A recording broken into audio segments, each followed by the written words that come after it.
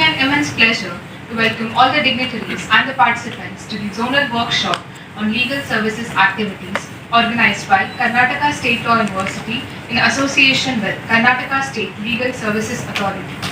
It is a tradition to begin the program with the blessings of Lord Almighty. I request Ms. Tanmay Hegde, student, KSLU's Law School, for the invocation song.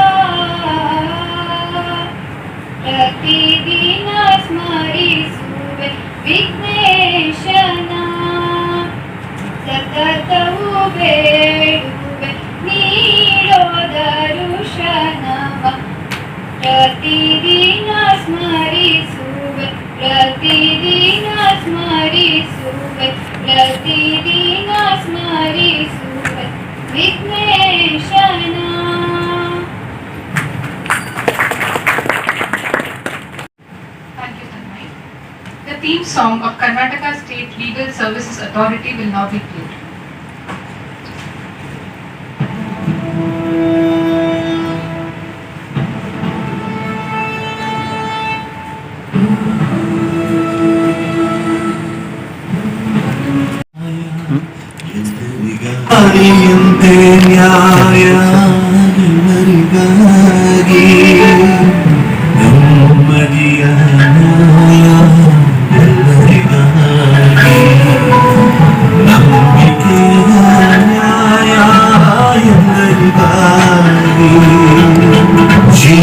ಭಾವದ ದೇಶ ಭಾರತ ಎಂಬ ಹಕ್ಕು ನಮ್ಮದು, ಭೇದ ಮಾನದ ನ್ಯಾಯ ದೇಗುಲ ಎಂಬ ಹಕ್ಕು ನಮ್ಮದು, ನೀರಿನ ಗಾಳಿಯಲ್ಲಿನ ಉಸಿರ ಹಕ್ಕು ನಮ್ಮದು, ಭೂಮಿ ಚೆಲ್ಲುವ ಹಾದಿಯಲ್ಲಿಯ ಹಸಿರ ಹಕ್ಕು ನಮ್ಮದು.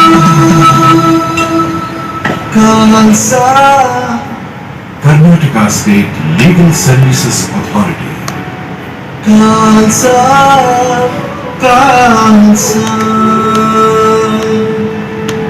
ನಮ್ಮ ಅಳನ್ನು ಎಲ್ಲೂ ಆಲಿಸುವವರಿಲ್ಲ ಎಂಬ ಚಿಂತೆ ಏಕೆ? ಈಗ ನ್ಯಾಯಾಲಯವೇ ನಡೆದು ಬರುವುದು ನಿಮ್ಮ ಅಂಗಳಕ್ಕೆ. ಅಸಹಾಯಕರಿಗೆ ಸಿಗುವುದು ನ್ಯಾಯ, ನೊಂದವರಿಗೆ ಸಿಗುವುದು ನ್ಯಾಯ, ದುರ್ಬಲರಿಗೆ ಸಿಗುವುದು ನ್ಯಾಯ, ಶೋಷಿತರಿಗೆ ಸಿಗುವುದು ನ್ಯಾಯ. ಜೀವಭಾವದ ದೇಶ ಭಾರತ ಎಂಬ ಹಕ್ಕು ನಮ್ಮದು, ಭೇದ ಮಾನದ ನ್ಯಾಯ ದೇಗುಲ ಎಂಬ ಹಕ್ಕು ನಮ್ಮದು, ನೀರಿನ ಗಾಳಿಯಲ್ಲಿನ ಉಸಿರ ಹಕ್ಕು ನಮ್ಮದು, ಭೂಷಣದ ಹಾದಿಯಲ್ಲಿಯ ಹಸಿರ ಹಕ್ಕು ನಮ್ಮದು. ಬಡವರು ಹಾಗೂ ದುರ್ಬಲರಿಗಾಗಿ ಉಚಿತ ಮತ್ತು ಸಕ್ಷಮ ಕಾನೂನು ಸಲಹೆಗೆ ಪ್ರತಿಬದ್ಧ ಕಾನೂನು ಸೇವಾ ಪ್ರಾಧಿಕಾರ ಕಾಲ್ಸಾ, ನ್ಯಾಯ ಎಲ್ಲರಿಗಾಗಿ.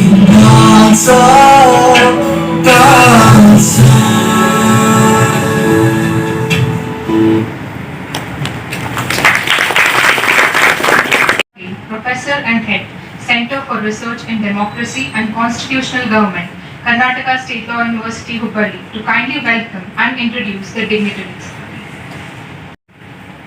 This is a unique privilege that is conferred upon me to welcome the dignitaries who have graced the occasion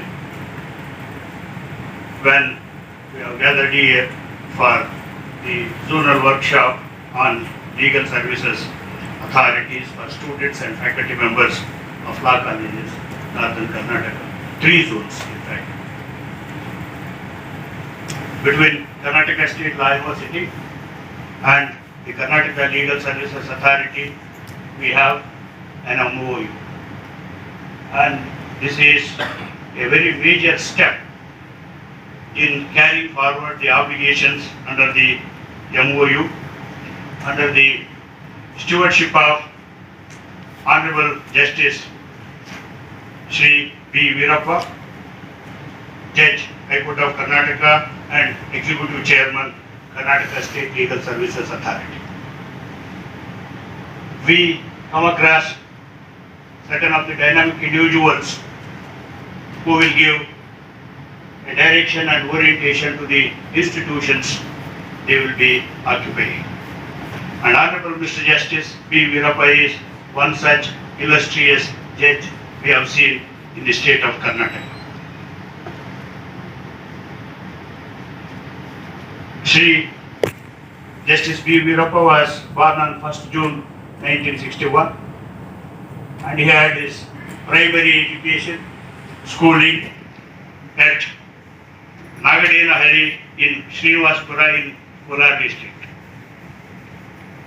We have to try to emulate the Honorable Judge, whose journey was not a conducted tour, it was an escapade from a remote village in Kolar to the portals of the constitutional body, the High Court of Karnataka.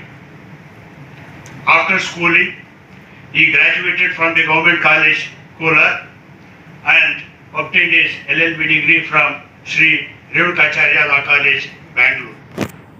Then he started his law practice in the illustrious office of Professor M.S. Gopal, Senior Advocate at Bangalore in 1988. He has worked in various capacities. For more than 15 years, he was a government advocate, and as an youngster, he was awarded 3 stars for physical fitness activities. He is a physical fitness enthusiast and he is a great sportsman. He represented his institution in Kabaddi and he has won many prizes and accolades for his alma mater. He has represented Bangalore University in wrestling. So we have a very versatile personality. Representing university is not an ordinary thing. Excelling in legal education is one thing.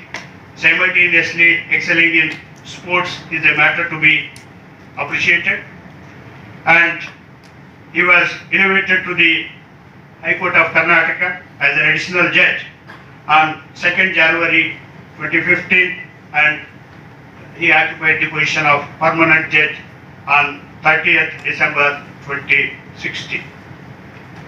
And in October 2021, he has taken charge as the Executive Chairman of Karnataka State Legal Services Authority. Since then, we are reading in newspapers about his surprise visits to hospitals, prisons and various other activist measures his Lordship is undertaking.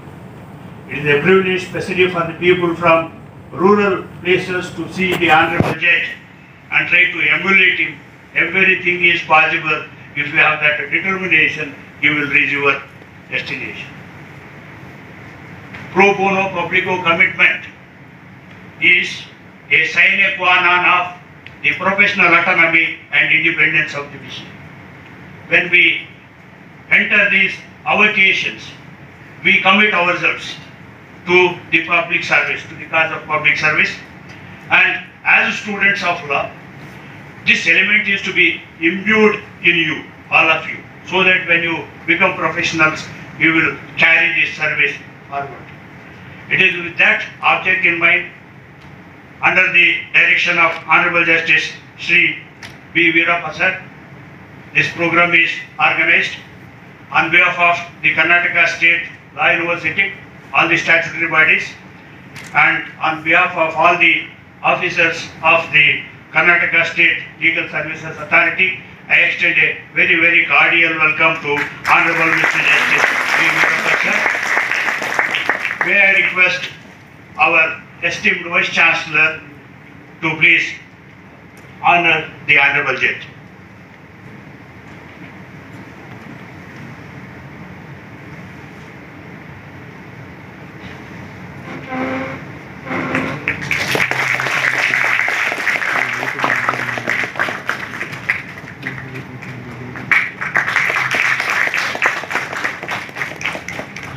Thank you very much, sir.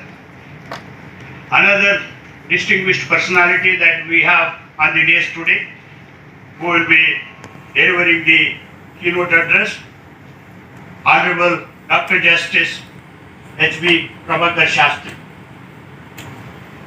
This is an hard-earned doctorate. We have a combination of a professional, a judge, and an academician in Honorable Dr. Justice H.B. Prabhakar Shastri. Sri Prabhakar Shastri sir was born on 4th April 1962 at Davangere. He completed his LLB from the illustrious R.L. Law College, Davangere. He had the privilege of being associated with the doyens in the field of legal education, the professors who were always carrying the latest publications in their hands. So apart from Bangalore and Dharwad, the another center of excellence in legal education was Davangere. He is a graduate of such illustrious college. He obtained his MA and LLM degrees from Bangalore University, Bangalore, and PhD from the illustrious National Law School of India University, working in the field of alternative dispute resolution systems.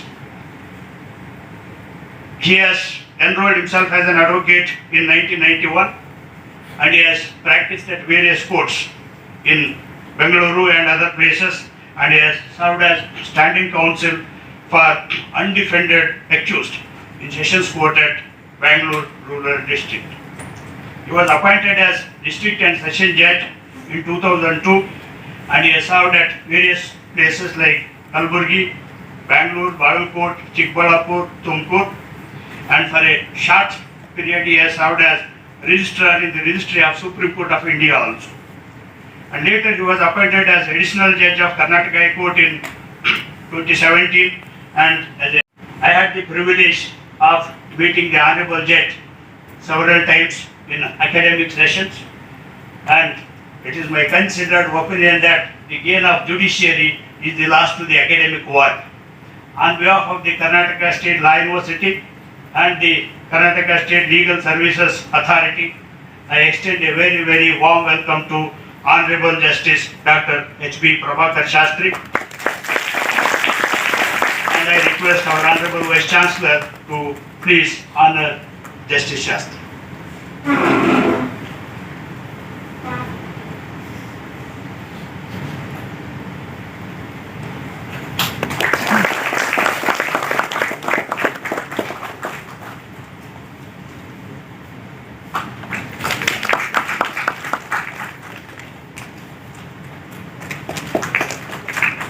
Thank you very much, sir. We have on the days Sri Umesh M.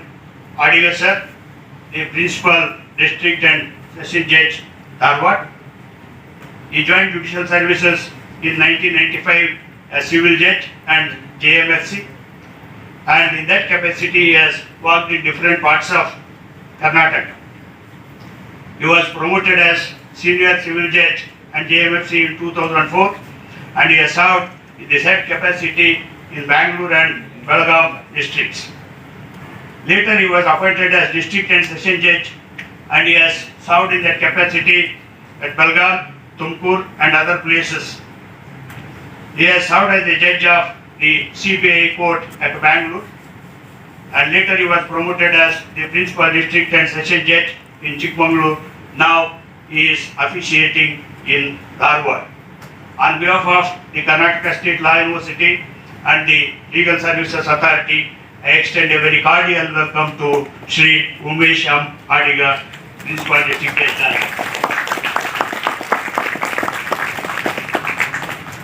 The person at the execution level, we will have two levels. One is policy level, another is operational level.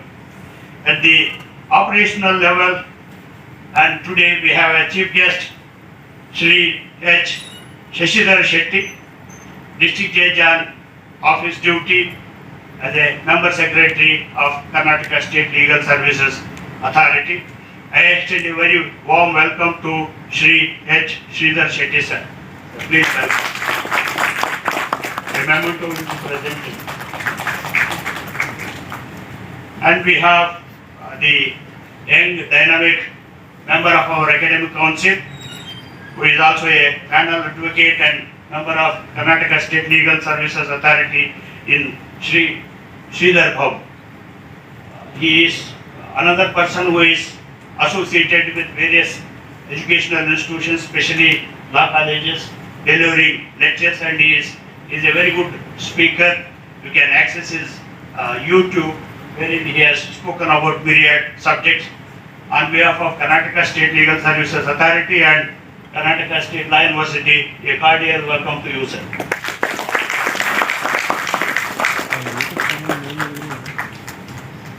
The Registrar Evaluation of Karnataka State Law University, Professor G.B. Patil, is at the dais. A cordial welcome to Professor G.B. Patil.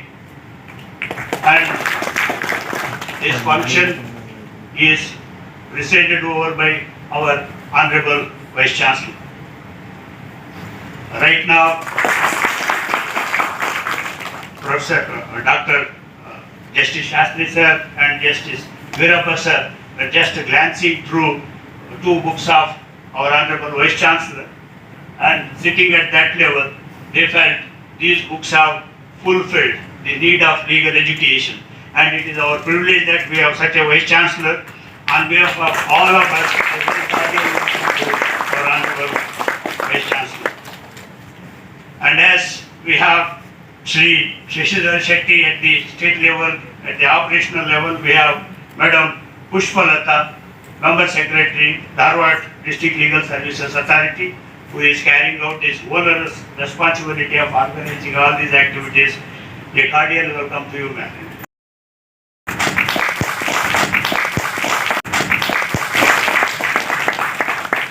We have other judicial officers and dignitaries who have graced the occasion.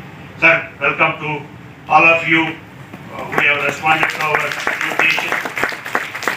A special welcome to the faculty members and the students of various colleges who have taken the trouble of traveling to Hubballi to participate in this program. I welcome my colleagues and my dear students on this occasion. Thank you very much.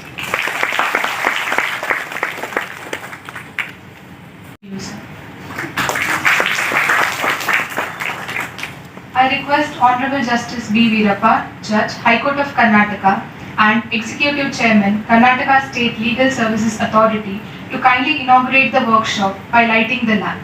I request all the dignitaries to join the lighting of the lamp.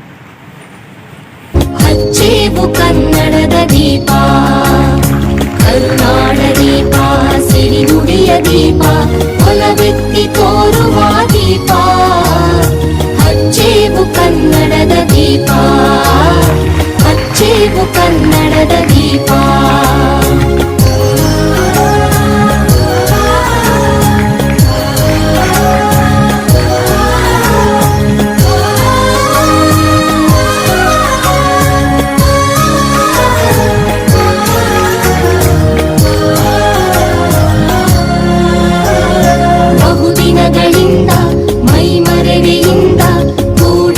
ಕೊಳೆಯ ಕೊಚ್ಚೇವು ಎಲ್ಲೆಲ್ಲಿ ಕನ್ನಡ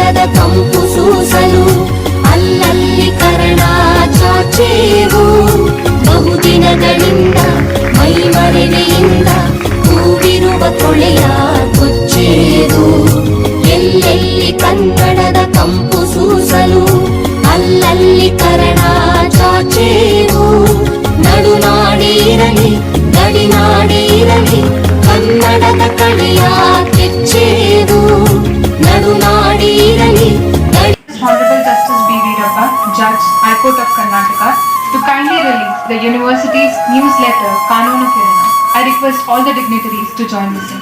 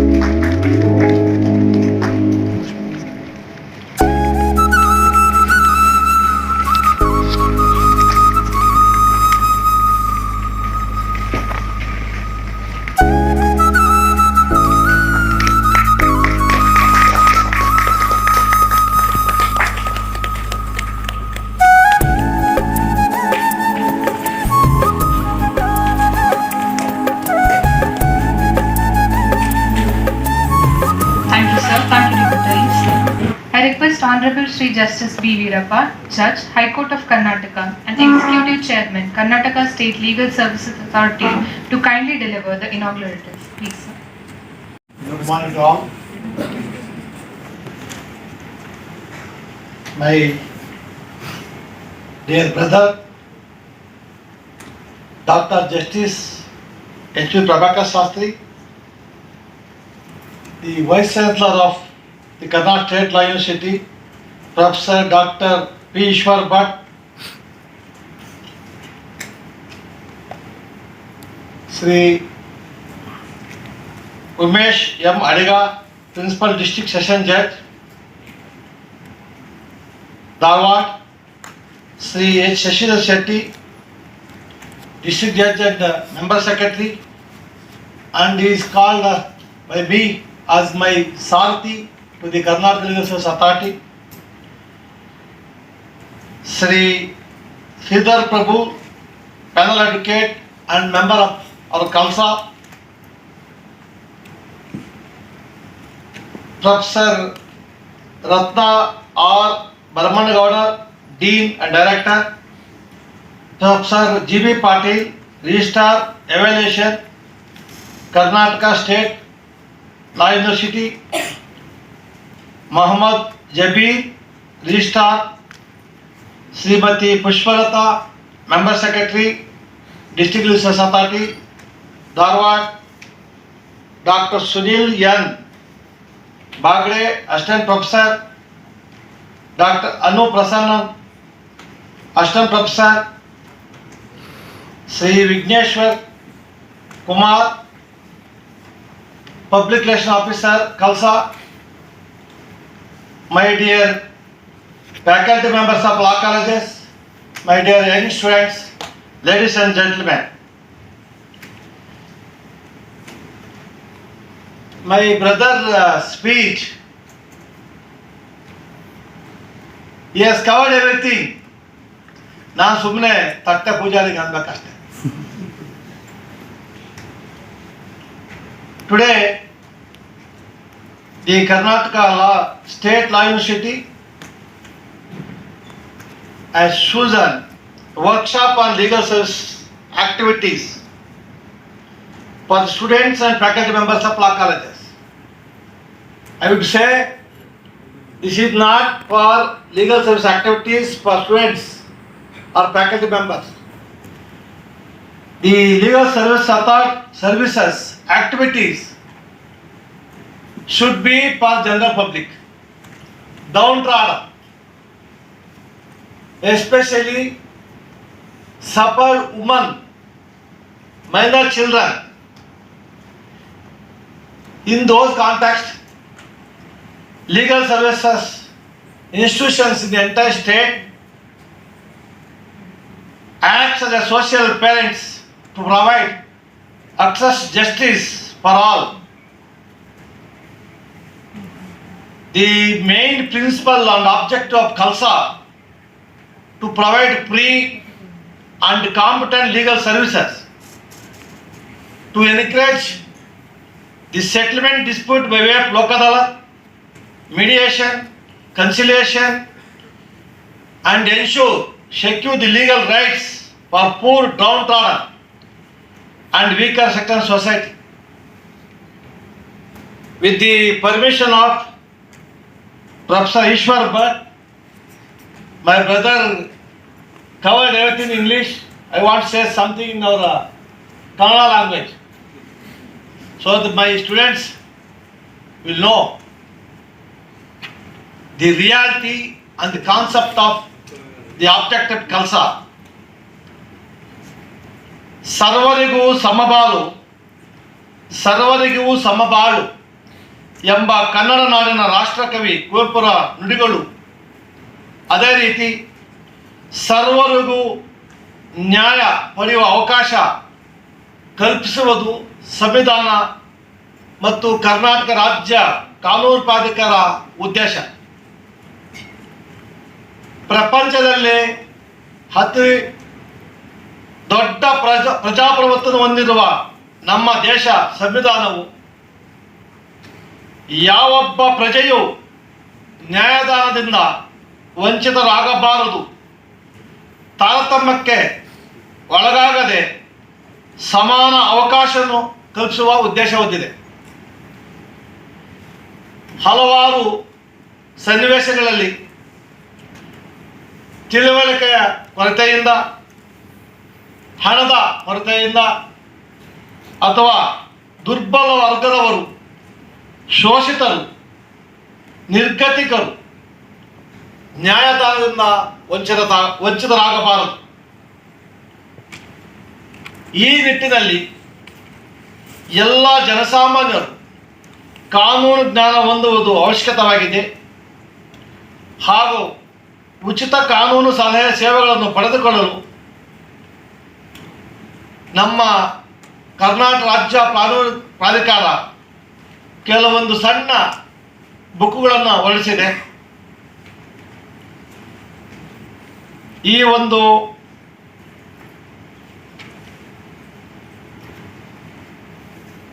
ಜ್ಞಾನ ಹಂಚಿಕೆಯಲ್ಲಿ ನಮ್ಮ faculty members of all the universities and students, ನಿಮ್ಮ ಪಾತ್ರ ಬಹುಮುಖ್ಯ. You should act like a in the Indian Army. 3 ಥರ ನಮ್ಮಲ್ಲಿ ಇದೆ: ಆರ್ಮಿ, ನೇವಿ ಅಂಡ್ ಏರ್ಫೋರ್ಸ್. ನಮ್ಮ ವಿದ್ಯಾರ್ಥಿಗಳು you should act like a army. ನಮ್ಮ faculty members you should act like a navy. Other judges, professors, they should act like a air force. ಈ 3 ಅಂಗಗಳು ಒಂದಾದ ಮಾತ್ರ ನಮಗೆ ಭಾರತ ರಕ್ಷಣೆ. ಈ 3 ಅಂಗಗಳು ಒಂದಾದರೆ ಮಾತ್ರ ಜನಗಳಿಗೆ ನಾವು ಜ್ಞಾನಾರ್ಜನೆಯನ್ನು ಕೊಡ್ಬೋದು. ವಿದ್ಯೆ ನಮ್ಮ ಇವರು ಸರ್ವಜ್ಞ ಹೇಳ್ತಾನೆ, ವಿದ್ಯೆ ಉಳ್ಳವನ ಮುಖವು ಅರಳುವಂತಿರುತ್ತೆ, ವಿದ್ಯೆ ಇಲ್ಲದವನ ಮುಖವು ಹಾಳೂರಿನ ಹದ್ದಿನಂತಿರುತ್ತೆ. ನಾನು why I am informing all these things after I become executive chairman ಕನ್ಸಾ ಲೀಗಲ್ ಸೊಸೈಟಿ. ಸ್ವಲ್ಪ ನಾವು ನಮ್ಮ ಶಾಸ್ತ್ರಿಗಳು ಸ್ವಲ್ಪ ಪ್ರೋ ಆಕ್ಟಿವ್. ಈ ಕೆಲಸ ಬಂದಮೇಲೆ ಎಲ್ಲೋ ಒಂದು ಕಡೆ it is idea given by my Sarathi and Vignesh, and there is a provision under the Karnataka Legal Society. We should go to jails and hospitals. ನನಗೆ ಒಂದು ನೋವಿನ ಸಂಗತಿ ಏನಂದರೆ, 75 ವರ್ಷ ಸ್ವಾತಂತ್ರ್ಯ ಬಂದರೂ ಇನ್ನು ಮೋರ್ ದೆನ್ 50% ಜನಗಳಿಗೆ ನ್ಯಾಯ ಸಿಗ್ತಾ ಇಲ್ಲ. ಯಾಕಂದ್ರೆ ಆ ಜನಗಳಿಗೆ ಕಾನೂನಲ್ಲಿ ಏನು ಅಧಿಕಾರ ಇದೆ ಅಂತ ಅವ್ರಿಗೆ ಗೊತ್ತಾಗ್ತಾ ಇಲ್ಲ. ಆ ಗೊತ್ತಾಗೋದು ಮಾಡಬೇಕಾದ್ರೆ ವಿಧಾನಸೌಧವ್ರು ಮಾಡೋದಿಲ್ಲ. ನಾವು ಕೋರ್ಟಲ್ಲಿ ಕೇಸ್ ನಡೆಸ್ಕೊಂಡು ಜೊತೆಗೆ ನಾವು ಮಾಡಬೇಕು ಕಷ್ಟ. ಆದರೆ ನಮ್ಮ ಯೂನಿವರ್ಸಿಟಿಗಳು, ಜ್ಞಾನಾರ್ಜನೆ ಕೊಡ್ತಾ ಇರುವಂತಹ ಯೂನಿವರ್ಸಿಟಿಗಳು ಮನಸ್ಸು ಮಾಡಿದ್ರೆ ಅಲಾಂಗ್ ವಿತ್ ಇವರ ರೆಗ್ಯುಲರ್ ಕರಿಕ್ಯುಲಮ್ ತಾವು ಮನಸ್ಸು ಮಾಡಿದ್ರೆ you can give a hint to our law students in all universities. Go to the village. ನಮ್ಮಲ್ಲಿ NCC NSS ಅಂತ ಮಾಡಿದ್ವಿ, ಮೊದಲು ನಾವೆಲ್ಲ ಮಾಡಿದ್ವಿ NCC NSS ಅಂತ. ನಾನು ಅದನ್ನು suggested Karnataka credit crops for legal clinics ಅಂತೇಳಿ ನಾವೇ ಎಲ್ಲ ಕಾಲೇಜುಗಳಲ್ಲೂ ಯೂನಿವರ್ಸಿಟಿಗಳಲ್ಲೂ 2 ತಿಂಗಳು ಟ್ರೈನಿಂಗ್ ಅವರಿಗೆ ನೀವು ಕೋರ್ಸ್ ಕೊಡಬೇಕು. ಆ 2 ತಿಂಗಳು ಟ್ರೈನಿಂಗ್ ಮಾಡಲೇಬೇಕು ಅವರು. ಅದೊಂದು ಸರ್ಟಿಫಿಕೇಟ್ ಕೊಡಿ. ಅವರು ಆ ಕಾನೂನು ಇದರಲ್ಲಿ 2 ತಿಂಗಳು ಹಳ್ಳಿ ಕಡೆ ಹೋಗಿ ಲೈಕ್ MBBS ಎಲ್ಲ ಇವಾಗ ಇದು ಮಾಡಿದ್ದಾರೆ, ನೀವು ಹಳ್ಳಿ ಕಡೆ ಹೋಗಿ ಮಾಡಬೇಕು ಅಂತ. 2 ತಿಂಗಳು ಇವರಿಗೆ ನಾವು NCC NSS ಥರ ಕ್ಯಾಂಪ್ ಮಾಡ್ತಾ ಇದ್ವಿ. ಆ ಥರ ನೀವು ಕಂಪಲ್ಸರಿ ಮಾಡಿ ಮಕ್ಕಳು ಅಲ್ಲಿ ಹೋಗ್ಬೇಕು, ವಿಲೇಜ್ಗೆ ಹೋಗಬೇಕು. ಒಂದಷ್ಟು ವಿಲೇಜ್ ನೀವು ಅಡಾಪ್ಟ್ ಮಾಡ್ಕೊಳ್ಳಿ. ಆ ಜನಗಳಿಗೆ ಬೇಸಿಕ್ಕು ನೀನು ಒಂದು ಪತ್ರ ಬರೆದ್ರೆ ಅದರಿಂದ ಏನು ಮಾಡ್ಕೋಬೇಕು, ಖಾತೆ ಕಂದಾಯ. ನಮ್ಮ ಬ್ರದರ್ ಹೇಳ್ತಾರೆ ಬೇರೆಯವ್ರು ಇದ್ದಾರೆ ಅಂತ, ಅವ್ರು ಮಾಡಲ್ಲ ಸಾಹೇಬ್ರೆ, ನಾವೇ ಮಾಡಬೇಕು. ಅವರೆಲ್ಲ ಮಾಡಕ್ಕೆ ಹೋದ್ರೆ ಅವ್ರಿಗೆ ಓಟ್ ಬರಲ್ಲ, ನೆಕ್ಸ್ಟ್ ಟೈಮ್ ಗೆಲ್ಲಲ್ಲ. People don't want educate. That is the intention of our opposite building to the high court. Educate ಆಗಿಬಿಟ್ರೆ ಅವ್ರ ಕಷ್ಟ. ಅವ್ರ ಎಲೆಕ್ಷನ್ ಟೈಮಲ್ಲಿ ಮಾತ್ರ as a sitting judge very very restrictive. ನನಗೆ ಹೇಳಕ್ಕೆ ಅದ್ರ ಮನಸ್ಸು ಒಪ್ಪಲ್ಲ, ನನಗೆ ಹೇಳಕ್ಕೆ ಆಗಲ್ಲ. ಎಲೆಕ್ಷನ್ ಟೈಮ್ ಬಂದಾಗ ಮಾತ್ರ ಅವರು ಮಳೆ ಬಿದ್ದರೆ, ಇವಾಗ ಗಲ್ಲಿಗೆ ಹೋಗ್ತಾರೆ. ಎಲೆಕ್ಷನ್ ಹತ್ರ ಬರ್ತಾ ಇದೆ. ಎಲೆಕ್ಷನ್ ಒಂದ್ಸಲ ಗೆದ್ದ ಮೇಲೆ ನಾವು ಅವ್ರ ಮನೆ ಸುತ್ತಿ ನಮ್ಮ ಚಪ್ಪಲೆಲ್ಲ ಊದೋಗುತ್ತೆ ರೀ, ನ್ಯಾಯ ಸಿಗಲ್ಲ ರೀ. See it happens when we went to Shidlaghatta hospital. Out of 18 doctors, only 1 doctor, contractual doctor, appointed on contract basis, who are working. ಯಾರು ಇಲ್ಲ, ಎಲ್ಲ ಬೀಗ, ಎಲ್ಲ ಫ್ಯಾಕಲ್ಟಿ ಬೀಗ. ಅಲ್ಲಿ ಫ್ಯಾಕಲ್ಟಿ ಇದೆ ಹಾಸ್ಪಿಟ್ಲಲ್ಲಿ, ಆರ್ಥೋ ಅದು ಇದು ಅಂತ ಹೇಳಿ ಎಲ್ಲ ಬೀಗ ತೆಗೆದಿದ. Out of curiosity, I don't know the mention, ನಮಗೆ ಗೊತ್ತಾಗಲ್ಲ. ಇವಾಗ ಸ್ವಲ್ಪ ಅದು ಇದು ಸ್ವಲ್ಪ ಗೊತ್ತಾಗುತ್ತೆ, ಅವ್ರಿಗೆ ಹೇಳಿ. ಅದು just you want to verify the tablets. ಅದನ್ನು ಟ್ಯಾಬ್ಲೆಟ್ ಚೆಕ್ ಮಾಡ್ತಾ ಇದ್ರೆ ಆ tablets not in the plastic, ಇದು ದೇ ಪುಟ್ ಇನ್ ಪೇಪರ್ ಇದರಲ್ಲಿ. ಅದನ್ನು ಕೈ ಇದು ಮಾಡಿದ್ರೆ ಐ ಡೋಂಟ್ ನೋ ಇಲ್ಲಿ ಎಷ್ಟು ಜನ ಗೊತ್ತಿದೆಯೋ ಗೊತ್ತಿಲ್ಲ, ಅವರೇ ಜಿಗಳು ಅಂತ ನಮ್ಮ ಕಡೆ ಅದು ಥರ ಅಂಟ್ಕೊಂಡಂಗೆ ಆಯ್ತು. ಜಸ್ಟ್ ವೆರಿಫೈ, ಎಕ್ಸ್ಪೈರಿ ಮಾತ್ರ ಮಾಡ್ತಾ ಇದ್ದಾರೆ ಗೌರ್ಮೆಂಟ್ ಆಸ್ಪತ್ರೆ. What is the fate of our people sir? ಅಲ್ಲಿ ನಮ್ಮ ಲಾಯರ್ಗಳು ಇರ್ತಾರೆ, ಎಲ್ಲ ಇರ್ತಾರೆ. ಯಾರೋ ಲಾಯರ್ ಇದ್ರೆ including Shridhar Babu, don't mistake me, ನಾನು ಸ್ವಲ್ಪ ಇದ್ದಕ್ಕಿದ್ದಂಗೆ ಹೇಳ್ಬಿಡ್ತೀನಿ. ಲಾಯರ್ ಅಂದ ತಕ್ಷಣ ಬರೀ ದುಡ್ಡು ಮಾಡೋದು ಅಂತ ಭಾವನೆ ಇರಬಾರ್ದು. Shridhar Babu not like that. ಈ ಜನಗಳಿಗೆ ನೀವು ನಾಳೆ ಲಾಯರ್ ಆಗಿ ಬರ್ತಿರೋ, ಪ್ರೊಫೆಸರ್ ಆಗ್ತಿರೋ ಮಾಡಿ, ನಿಮ್ಮ ಸಂಬಳ ಬರುತ್ತೆ. ಜೊತೆಗೆ ಎಲ್ಲೋ ಒಂದು ಕಡೆ ದೇಶ ಸೇವೆ ಅಂತ ಮನಸ್ಸು ಬರಬೇಕು. ಇದೆಲ್ಲ ಯಾಕೆ ಹೇಳ್ತಾ ಇದ್ದೀನಿ ಅಂದರೆ, ನಮ್ಮ ಈಶ್ವರ್ ಭಟ್ ಅವರ ಸಾರಥ್ಯದಲ್ಲಿ ಅಂಡರ್ ಇರ್ಲೆಟ್ಸ್ ಲೀಡರ್ಶಿಪ್ ನೀವು ಅಷ್ಟೊಂದು ಹಳ್ಳಿಗಳನ್ನು ಇಲ್ಲಿ ಅಡಾಪ್ಟ್ ಮಾಡಿಕೊಂಡು ಇನ್ನು ನಮ್ಮ ಮಕ್ಕಳನ್ನ ಒಂದೊಂದು ಹಳ್ಳಿಗೆ 5 ಜನ ಕಳಿಸಿ ಸರ್. ಒಂದು 5 ಸಲ ನೀವು ಕಳಿಸಿ 50% ನಮ್ಮ ಮಕ್ಕಳು ಅವ್ರು ಎಜುಕೇಟ್ ಮಾಡಿಬಿಡ್ತಾರೆ. ಬೇಸಿಕ್ ಎಜುಕೇಶನ್, ಬೇಸಿಕ್ ಕಾನೂನು ಅವ್ರಿಗೆ ಹೇಳ್ಬೇಕು. ನೋಡಿ, ನಿಮ್ಮ ಜಮೀನು ಮಾರಿದ್ರೆ ಈ ಥರ ಖಾತಾ ಆಗಬೇಕು. ಒಬ್ಬ ಅಸಹಾಯಕ ಹೆಣ್ಮಗಳಿಗೆ ಅತ್ಯಾಚಾರ ಆದರೆ ಏನು ಮಾಡಬೇಕು, ಅಸಹಾಯಕವಾದ ಹೆಣ್ಮಗಳಿಗೆ ಆಸಿಡ್ ಅಟ್ಯಾಕ್ ಆದರೆ ಏನು ಮಾಡಬೇಕು, how to protect your rights, ಅದನ್ನು ಹೇಳೋಕ್ಕೆ ಗೊತ್ತಾಗ್ತಾ ಇಲ್ಲ. ನಾವು ಶ್ರೀನಿವಾಸಪುರದಲ್ಲಿ ಒಂದು ಮೀಟಿಂಗ್ ಮಾಡಿದಾಗ ಅಂಗನವಾಡಿ ವರ್ಕರ್ಸು 3,000 ಜನ ಸೇರಿದ್ರು. ಅವರಿಗೆ ರಾಜ್ಯ ಕಾನೂನು ಪ್ರಾಧಿಕಾರ ಇದೆ ಅಂತ ಗೊತ್ತೇ ಇಲ್ಲ. ಎಷ್ಟೋ ಜನ ಜೈಲಲ್ಲಿರೋ ಪ್ರಿಸ್ನರ್ಸ್ಗೆ ಒಂದು ರಾಜ್ಯ ಕಾನೂನು ಪ್ರಾಧಿಕಾರ ಇದೆ ಅಂದರೆ ಗೊತ್ತಾಗ್ತಾ ಇಲ್ಲ. ನಾವು ಡೈರೆಕ್ಷನ್ ಕೊಟ್ಟಿದ್ದೀವಿ, ಲೀಗಲ್ ಏಡ್ ಕ್ಲಿನಿಕ್ ಇರಬೇಕು ಎಲ್ಲ ಜೈಲಲ್ಲಿ ಅಂತ. ಪೇಪರಲ್ಲಿ ಅಲ್ಲಿ ಕಾನೂನು ಹರಿವು ನೆರವು ಅಂತ ಬೋರ್ಡ್ ಇರುತ್ತೆ. ಆ ಪೇಪರ್ ಅರ್ಧ ಕಿತ್ತೋಗಿರುತ್ತೆ.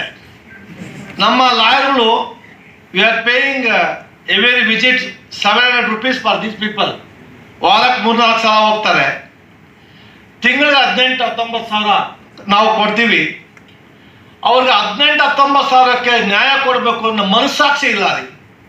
Is not amount to corruption, education corruption. This is education corruption. ಅದು ಆಗಬಾರ್ದು. ನಾನು ಸಂಬಳ ತಗೊಂಡಿದ್ದಕ್ಕೆ ನ್ಯಾಯ ಕೊಡಬೇಕು ನಾನು, ಅವಾಗ ಕೊಟ್ಟರೆ ಮಾತ್ರ. ಇಲ್ಲ, ಅದು ಅಮೌಸ್ಟ್ ಕರಪ್ಷನ್. ಪ್ರೊಫೆಸರ್ 2 ಲಕ್ಷ 3 ಲಕ್ಷ ಕೆಲಸ ತಗೊಂಡು ಬೆಳಗ್ಗೆ ಸೈನ್ ಹಾಕ್ಬಿಟ್ಟು ಮನೆಗೆ ಹೋಗ್ಬಿಟ್ರೆ ಅದು ಕರಪ್ಷನ್ ಅಲ್ವಾ? ಆಗುತ್ತೆ, ಎಲ್ಲ ಆಗಬೇಕು. ಆ ಡಾಕ್ಟ್ರುಗಳು 18 ಜನ 20 ಜನ ಇರ್ತಾರೆ. ಒಬ್ಬರು ಕಾಂಟ್ರಾಕ್ಟ್ ಡಾಕ್ಟರ್ ಮಾಡ್ತಾನೆ. ಸಂಡೇ ಅಫ್ಕೋರ್ಸ್ ನಾವು ಯಾರಿಗೂ ಹೋಗ್ತಾ ಇಲ್ಲ, ಇದ್ದಕ್ಕಿದ್ದಂಗೆ ನಾವು ಹೋಗ್ತೀವಿ, ಯಾರು ಹೇಳ್ತಾ ಇಲ್ಲ ಇವಾಗ, without even our press brothers also. ಹೋದಾಗ 18 ಜನ ಡಾಕ್ಟರ್ಗಳು, 25 ಜನ 30 ಜನ ನರ್ಸ್ಗಳಲ್ಲಿ ಒಬ್ಬ ನರ್ಸು ಒಬ್ಬ ಡಾಕ್ಟರ್ ಇದ್ದರೆ 300-400 ಜನ ಬರ್ತಾರೆ ಜನ. ಎಷ್ಟು ನೋವಿನ ಸಂಗತಿ ಅಂದರೆ, ಆ ಚಿಂತಾಮಣಿಗೆ ಹೋದಾಗ ಒಂದು ನಾಯಿ ಕಚ್ಚಿದೆ ಮಗುಗೆ, 3 days ಆಗಿದೆ, ದಿನ ಹೋಗಿ ಬರ್ತಾರೆ, ಡಾಕ್ಟ್ರ್ ಇಲ್ಲ. ಎಲ್ಲಿ ನ್ಯಾಯ ಸಿಕ್ಕಿದೆ ನಮಗೆ? ಜೈಲ್ ನ್ಯಾಯ ಸಿಕ್ಕಿದೆ. ನಾನು ಯಾಕಿದ್ರೆ ಹೇಳ್ತೀನಿ ಅಂದರೆ, ಅಟ್ಲೀಸ್ಟ್ ನಮ್ಮ ಲಾ ಸ್ಟೂಡೆಂಟ್ಸು ಯೂನಿವರ್ಸಿಟಿಯಿಂದ ಬಂದಿದ್ದಾರೆ, ಕರ್ನಾಟಕ ಸ್ಟೇಟ್ ಲಾ ಯೂನಿವರ್ಸಿಟಿ ಬಂದಿದ್ದಾರೆ ಅಂದರೆ ಅವ್ರು ಸ್ವಲ್ಪ ಭಯ ಇರುತ್ತೆ. ಒಂದು 5 ಜನ ಆಸ್ಪತ್ರೆಗೆ ಆವಾಗ ನಿಮ್ಮ ಮಕ್ಕಳನ್ನ ನೀವು ಕಳಿಸಿ, what the problems. Law students ಬರ್ತಾರೆ, ಲಾ ಯೂನಿವರ್ಸಿಟಿಲಿ ಬರ್ತಾರೆ ಅಂತ ಒಂದು ಭಯ ಬಂದರೆ 18 ಜನ ಡಾಕ್ಟರ್ಗಳು ಒಬ್ಬರಿದ್ದಾರಲ್ಲ, ಅಟ್ಲೀಸ್ಟ್ 10 ಜನ ಬರ್ತಾರೆ. That's where you will give justice to the people. ಇನ್ನೊಂದು ಇನ್ಸಿಡೆನ್ಸ್ ಆಯಿತು ನಿನ್ನೆ ನಮ್ಮ ಬೆಳಗಾಮಲ್ಲಿ. ಆ ಜೈಲಲ್ಲಿ, ಇಂಡಲ್ಗ ಜೈಲಲ್ಲಿ ಫೇಮಸ್ಸು, ನಾನು ನೋಡಿರಲಿಲ್ಲ. ಈ ಲೀಗಲ್ ಸೋರ್ಸ್ ಅಥಾರಿಟಿ ಮೆಂಬರ್ ಆದಮೇಲೆ, ಚೇರ್ಮನ್ ಆದಮೇಲೆ ಒಂದು ಅವಕಾಶ ಸಿಕ್ತು ನನಗೆ. ಎಲ್ಲ ಜೈಲು ನೋಡ್ಬೋದು, ಸ್ವಲ್ಪ ಆಸ್ಪತ್ರೆ ಒಳಕ್ಕೆಲ್ಲ ಅವಕಾಶ ಮಾಡಿಕೊಟ್ರು. ನಾವು ಹೋದರೆ ಅದು ಈವನ್ ಬಿಫೋರ್ ಇಂಡಿಪೆಂಡೆನ್ಸ್ ಅದು ಕನ್ಸ್ಟ್ರಕ್ಷನ್ ಆಗಿದೆ. ನಮ್ಮ ಧಾರವಾಡ ಕಡೆಲ್ಲ ರೊಟ್ಟಿ ಫೇಮಸ್ ಅಲ್ಲ, ಜೋಳದ ರೊಟ್ಟಿ, ಅದೆಲ್ಲ ಜೋಡಿಸ್ಬಿಟ್ಟು ನೆಲದ ಮೇಲೆ ಇಟ್ಟುಬಿಟ್ಟಿದ್ದಾರೆ. ನನಗೆ 2 ನಿಮಿಷ ಶಾಕು. ಏನ್ರಿ ಇಲ್ಲೇನು ಜಿಲ್ಲೆ ಬರಲ್ವಾ, ಇಳಿ ಬರಲ್ವಾ ಅಂತ. ಇಲ್ಲ ಸಾಹೇಬ್ರೆ ಬರಲ್ಲ ಅಂತ. ಆ ಮಣ್ಣು ಮೇಲೆ ಇಟ್ಟಿದ್ದೀರಿ, ನೆಲದ ಮೇಲೆ ಅದು ಯಾವಾಗ ಬುದ್ಧೋಗುತ್ತೋ ಗೊತ್ತಿಲ್ಲ, ಆ ಥರ ಕಪ್ಪಗಿದೆ. ಅವರು ಜೈಲ್ ಸೂಪ್ರೆಂಟ್ ನಾವು ಹೋದಾಗ ಬಂದಿರಲಿಲ್ಲ, ಆಮೇಲೆ ಬಂದರು. ಅವ್ರ ಮಕ್ಕ ಸ್ವೆಟ್ ಮಾಡ್ಕೊಂಡು ಹಾ ಅಂತ. ಏನ್ರಿ ಸಾಹೇಬ್ರೆ ಅಂದರೆ, ಎಲ್ಲ ಕರೆಕ್ಟಾಗಿದೆ ಸರ್. ಏನು ಕರೆಕ್ಟಾಗಿ ಭೂಮಿ ಮೇಲೆ ಇಟ್ಟಿದ್ದೀರಲ್ಲ ರೀ. I tasted the food also. ಎಲ್ಲ ಜೈಲನ್ನು ತಿನ್ನಕ್ಕೆ ಶುರು ಮಾಡ್ತೀನಿ. ಏನಿದೆ ನಾನು ತಿನ್ನಕ್ಕೆ ಸ್ವಲ್ಪ ಚೆನ್ನ, ಆ ಮುದ್ದೆ ಅನ್ನ ಎಲ್ಲ ತಿಂತೀನಿ ನಾನು. ಅದು ತಿಂದರೆ ನಿಜವಾಗ್ಲೂ ಅವ್ರಿಗೆ ಜೈಲಲ್ಲಿ ಫೆಸಿಲಿಟೀಸ್, ಅಫ್ಕೋರ್ಸ್ ಪ್ರಿಸ್ನರ್ಸ್ ಅಂತ ಮಾತ್ರ ತಕ್ಷಣ they are also human beings. ಯಾವುದೋ ಒಂದು ಕಾರಣಕ್ಕೇನೋ ಆಗಿದೆ ಹಂಗಂತೇಳಿ ನೀವು ಅವ್ರನ್ನ ಮನುಷ್ಯರನ್ನ ಬಿಟ್ಟು ಪ್ರಾಣಿಗಳ ಥರ ಮಾಡೋಕ್ಕಾಗೋದಿಲ್ಲ. ಆ ನೆಲದ ಮೇಲೆ ಇಟ್ಟಿದ್ದಾರೆ. ಒಂದು ಕ್ಲೀನ್ ಇಲ್ಲ. ಅವರು ನಿನ್ನೆ ಸಾಹೇಬರು ನಾವಲ್ಲೇನೋ ಬೈದು ಬಂದರೆ, ನಿನ್ನೆ ರಾತ್ರಿ 10 ಗಂಟೆ ವಿಜ್ಞಾನ ಮುಂದೆನೇ ಇದ್ರು. ನನಗೆ ನಗು ಬರ್ತು, ಇವ್ರು ಯಾಕೆ ನಮ್ಮಿಂದ ಮುಂದೆ ಬರ್ತಾರೆ ಅಂತ, ನಾವೇನೋ ರಿಪೋರ್ಟ್ ಬರಿತೀವಿ ಅಂತ. ಇನ್ನೊಂದು ಇನ್ಸಿಡೆಂಟ್ ಆಯಿತು. We went to ESI hospital ಬೆಳಗಾಮಲ್ಲಿ. ಮಳೆ ಬೀಳ್ತಾ ಇದೆ, ಆಚೆ ಜನ ಕ್ಯೂ ನಿಂತ್ಕೊಂಡಿದ್ದಾರೆ.